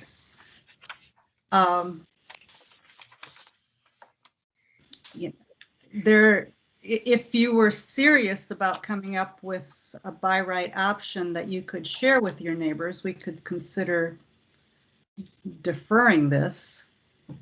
Well, I guess if it's by right, then I wouldn't need your approval. Is that correct? That's correct. So I made the assumption that they wouldn't have a preference for me to put something on the front.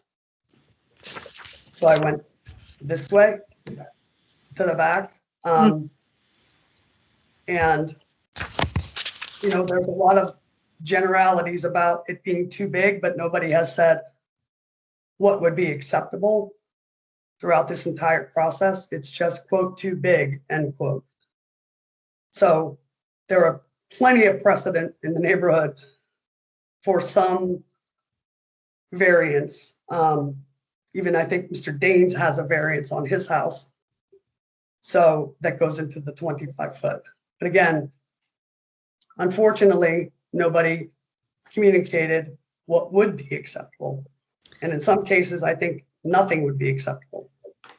Well, there's no question that if you build by right, it's still going to be a very large structure that will impact your neighbors. I mean, because it'll be a 2-story structure that will impact neighbors on both sides, but you will have been able to do it without getting permission. And your neighbors would have no recourse for that. Are we moving towards a motion?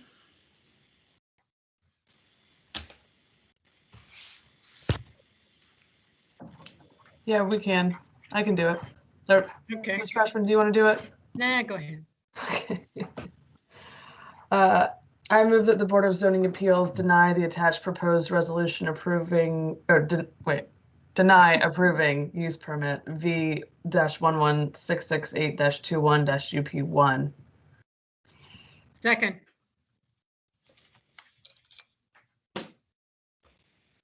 All right. We have a motion by Ms. Arthur, seconded by Ms. Freshman to deny the use permit request. I will call the roll. Ms. Freshman? Aye. Ms. Arthurs? Aye. Chair votes aye. We're going to deny the use permit. Appreciate your participation. I'm sorry we couldn't give you a better answer, an answer that you preferred. Mr. Rizzi, will you call the next item? Madam Chair, before I do, I will note that it is after 10 o'clock. Oh, thank you for that. I just meant to that. So we have one case remaining Let's just get through it. Yes. All right. Famous last words, okay? I know. I like this application. I'm going to blow right through it. All right. My Mr. neighborhood.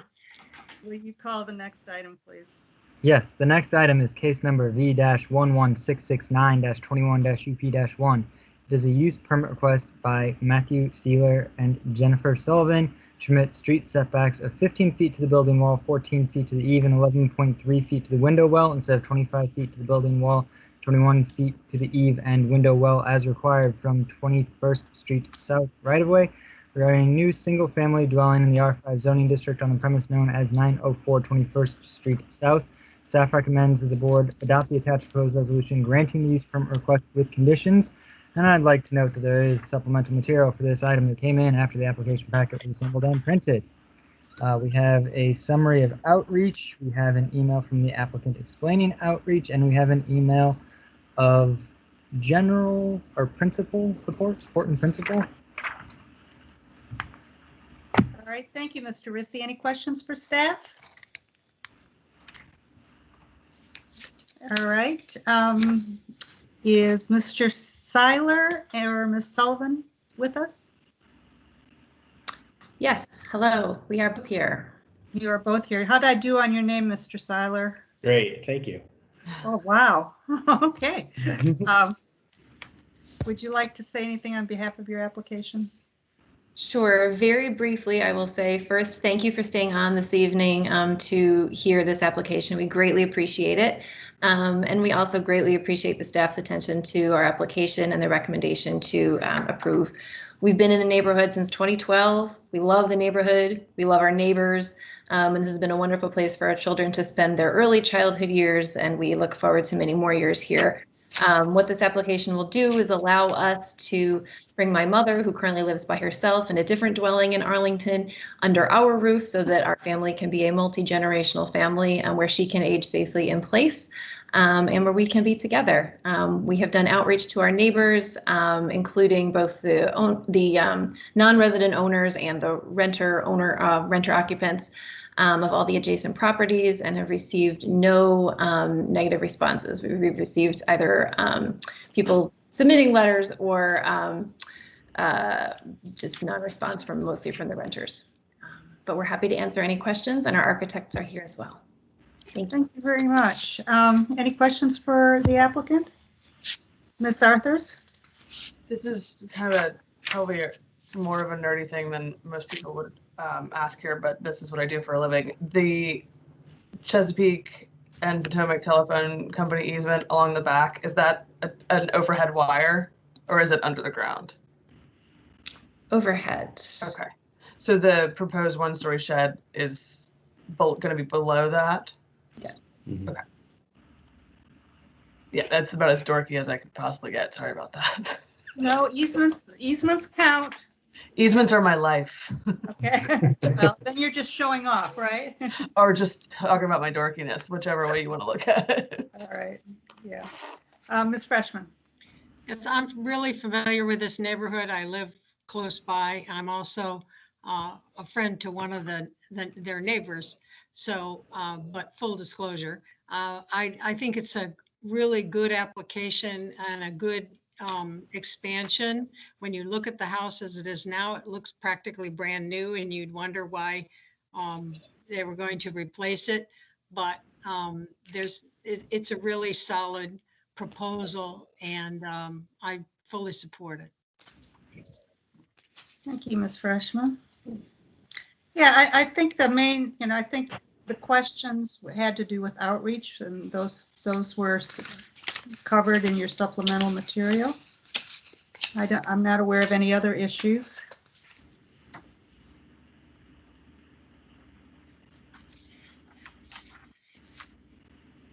Are we ready? Ms. Freshman, go ahead.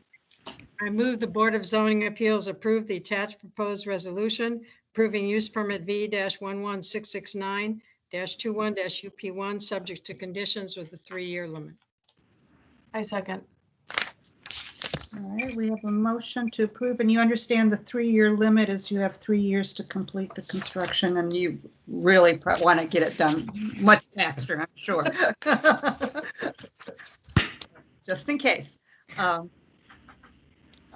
So we have a motion made by Ms. Freshman, seconded by Ms. Arthurs. No more discussion. I'll call the roll. Ms. Freshman? Aye. Ms. Arthurs? Aye. Chair votes aye. Motion to grant the use permit carries 3-0. You have a brand new project to work on. Thank you. Thank you very much. Can't say how much we appreciate it. All right. Good luck, Thank guys. you. Good night. Mr. Rissy, I think that was our last item. We have minutes. Madam Chair, for the record, I will just note that the next case on the agenda is case number V-11670-21-UP-1, and it was approved with the group motion at the beginning of the hearing. All right, a motion to approve the minutes. I move approval of the minutes of May 12, 2021. I second. I'll call the roll. Ms. Freshman? Aye. Ms. Arthurs? Aye. Chair votes aye. Note that Mr. Melnick is not present. All right. I think between Stephen and Patty, who did a lot of legwork, trying to pull together some consent type options worked pretty well. It involved my time because, Patty was getting correspondence back and forth and there was a little bit of, we can work on sort of scorekeeping, because stuff is coming in and, was coming in real time and unlike the supplemental material. So we're keeping track of who did what and who did what was a little bit of extra work. But I would say I would try it again. So it wasn't too much work? It, define too much, Right. It was more, but it wasn't as bad as I thought it would be. And maybe it's because, we really did cherry pick the cases, and Stephen had gone through it and picked, that helped, to narrow having Stephen narrow down the field a little bit. So I would try it again and see if we can't do that. Maybe thinking a little bit more about how to formalize it in the beginning of the meeting. And it's unfortunate that you have to read all of it, right? I know that when the county board does consent agendas, they just call it the consent agenda, but I think it may be because it's a published consent agenda and it's published in advance, and so everybody knows what's on there. So maybe they can't get around it, but I think it helped. It helped with some statistics. I think it helps move things along, and I also think it's good for applicants who don't have to wait till the end. I mean, when we're in virtual, it's not as inconvenient as being in the courthouse. But and my only problem was using Stephen's list and setting things aside from my notebook, and then having to replace things in the right order, and that's an organizational thing. And I think that you can just click on the links and then you don't have to worry about it. Well, no, but I mean, I just piles of paper everywhere that had to be resorted once some of them went from consent back to regular. Right. But I think that, and I appreciate the extra work for you, Inta, but I do think that for everyone involved, there are just some cases that, for the most part, aren't controversial, and if people get better and better about the neighborhood outreach, it's not perfect, but a lot of our applications are pretty good compared to what they used to be. Yeah. So in that sense, I think and it's more humane for the staff and we volunteers. If we can keep it to without having to have people wait until after 10 o'clock and then get defer. Right. Yeah. If we're going to try to keep meetings to a reasonable length of time, then, and can't control the number of applications, although we can control when we defer them, and we can kick them more than just 1 month if we can see there's a backlog. So one of the things that we could re-emphasize is that people that have complete packages, you know, may be considered for expert. That was how Patty put it in the letters, because she had a different deadline. You know, we set a deadline that people had to get back to her by 4 o'clock on Tuesday if they wanted to be considered as part of the consent agenda. I think that's too tight.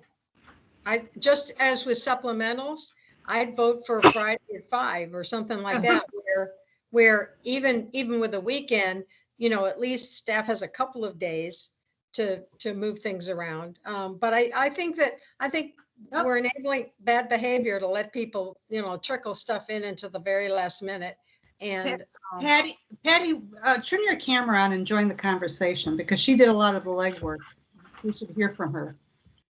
Sure. Hey, Patty. Hi. Thanks for reminding us that you're here with us. I was here the whole time. It was interesting. Yeah, I mean, it would be great to not have to wait the last minute, but probably Stephen sympathizes more or understands this. I mean, I also don't get the staff packets until they're posted. Probably, was that Thursday, Stephen, at some point or whatever? I look at them online, which is fine. I don't want them like in paper form. I look at them online. So I had to go through 18 of those. I think one of my emails I sent with 2 signatures because my eyes were going after a while, like looking, I use my iPad open and the computer, and I have to look back and forth and write the emails and make sure I'm putting in all the right numbers, B dot, blah, blah, blah, blah, dash. So it was a lot. And so I didn't, you know, it's not until about Sunday, well, plus my regular job, but it's not until Sunday that kind of, and more trickles in, right, Stephen? So like Friday, there was some more stuff, I think. So yeah, I mean, I maybe could get the letters out, the emails by Saturday. That's a real crunch. Or Sunday, when there's 18 of them, you know, there's only 10 or something. It was a lot to get out. I was, you know, I did it. That's what I'm here for. But the idea of getting it out by Friday, I don't, like, you'd have to hire somebody else, like, who could do this as a full-time job, because it's just not possible. So just let's hold that in abeyance, because I think our real issue was with 131 pages of supplemental material we got this afternoon. Yeah, that's ridiculous. Yeah, I'm able to handle Patty's responses in the time frame that she's working them. It's the other stuff that is, you know, coming in this volume. And Stephen, if you seriously, if you had not summarized, I would have just deferred everything that had a supplemental material and just said I didn't have time to read it. You know, I'll hear it when I can read it. It's like being in the courthouse and getting a big pile of papers as you sit down.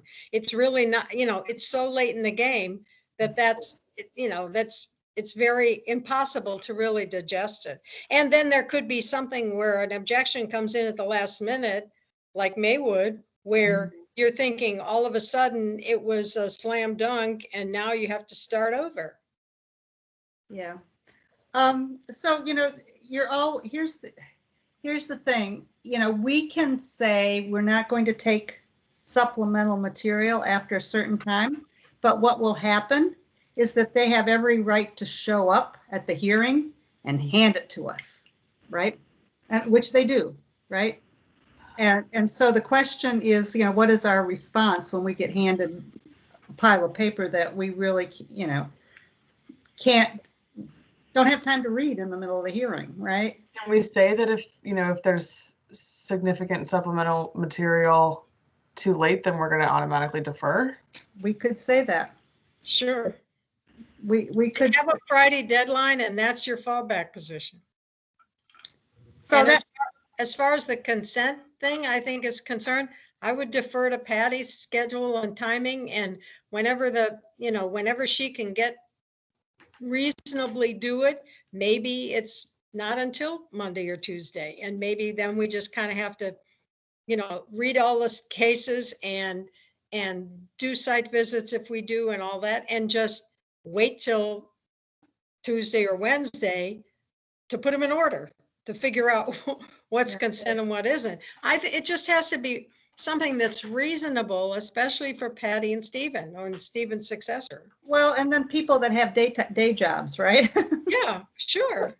When do they read it? I Right. spent a couple hours this afternoon going through, well, more than a couple hours going through the supplemental, organizing it, right? I've been in closings for 2 days, so I didn't get a chance. So I don't know, we can come up with a solution right here, but I think we need to work on that.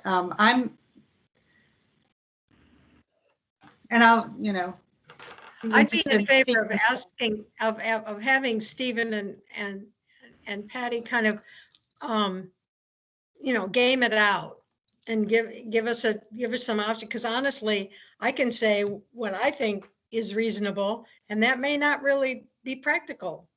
And so if there are one or more options that might make everything, the whole deal is to make things run as smoothly as possible, for us to try to have meetings that don't run to midnight, or where we have every single meeting, we end up deferring the last item or two on the agenda.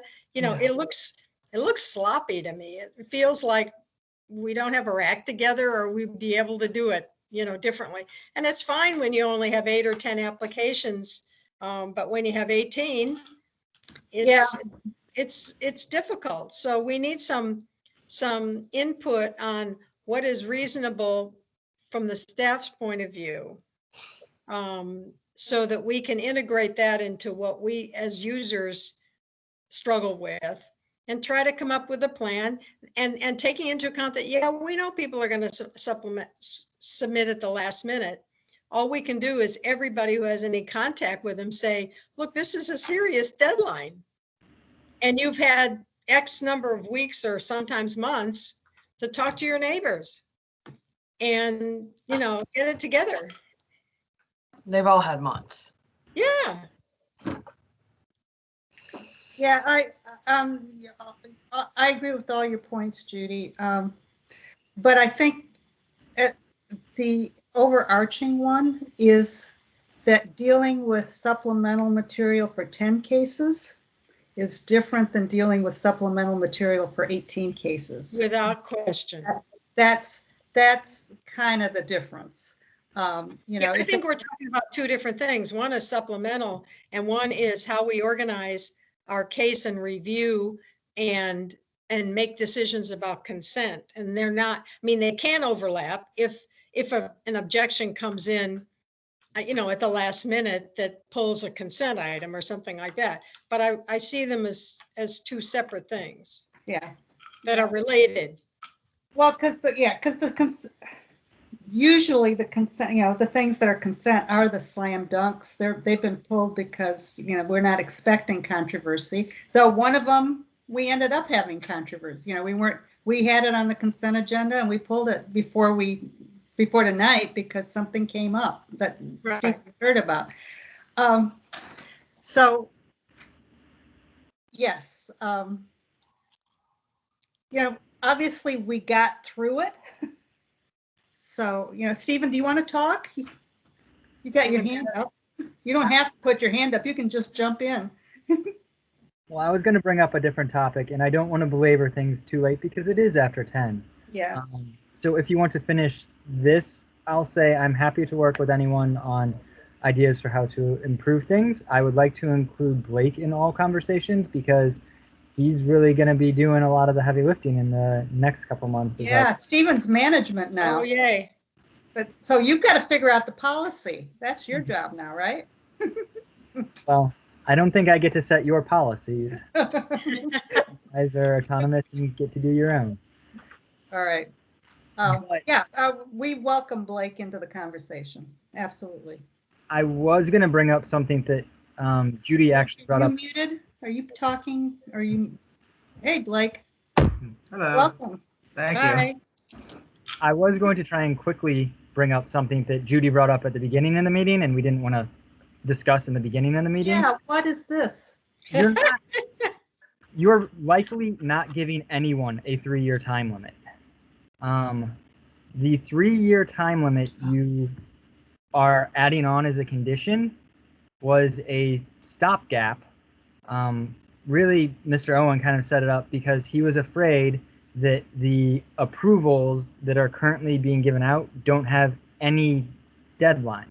Right. The issue is the 1-year deadline has been told, so it's just everything was told. suspended.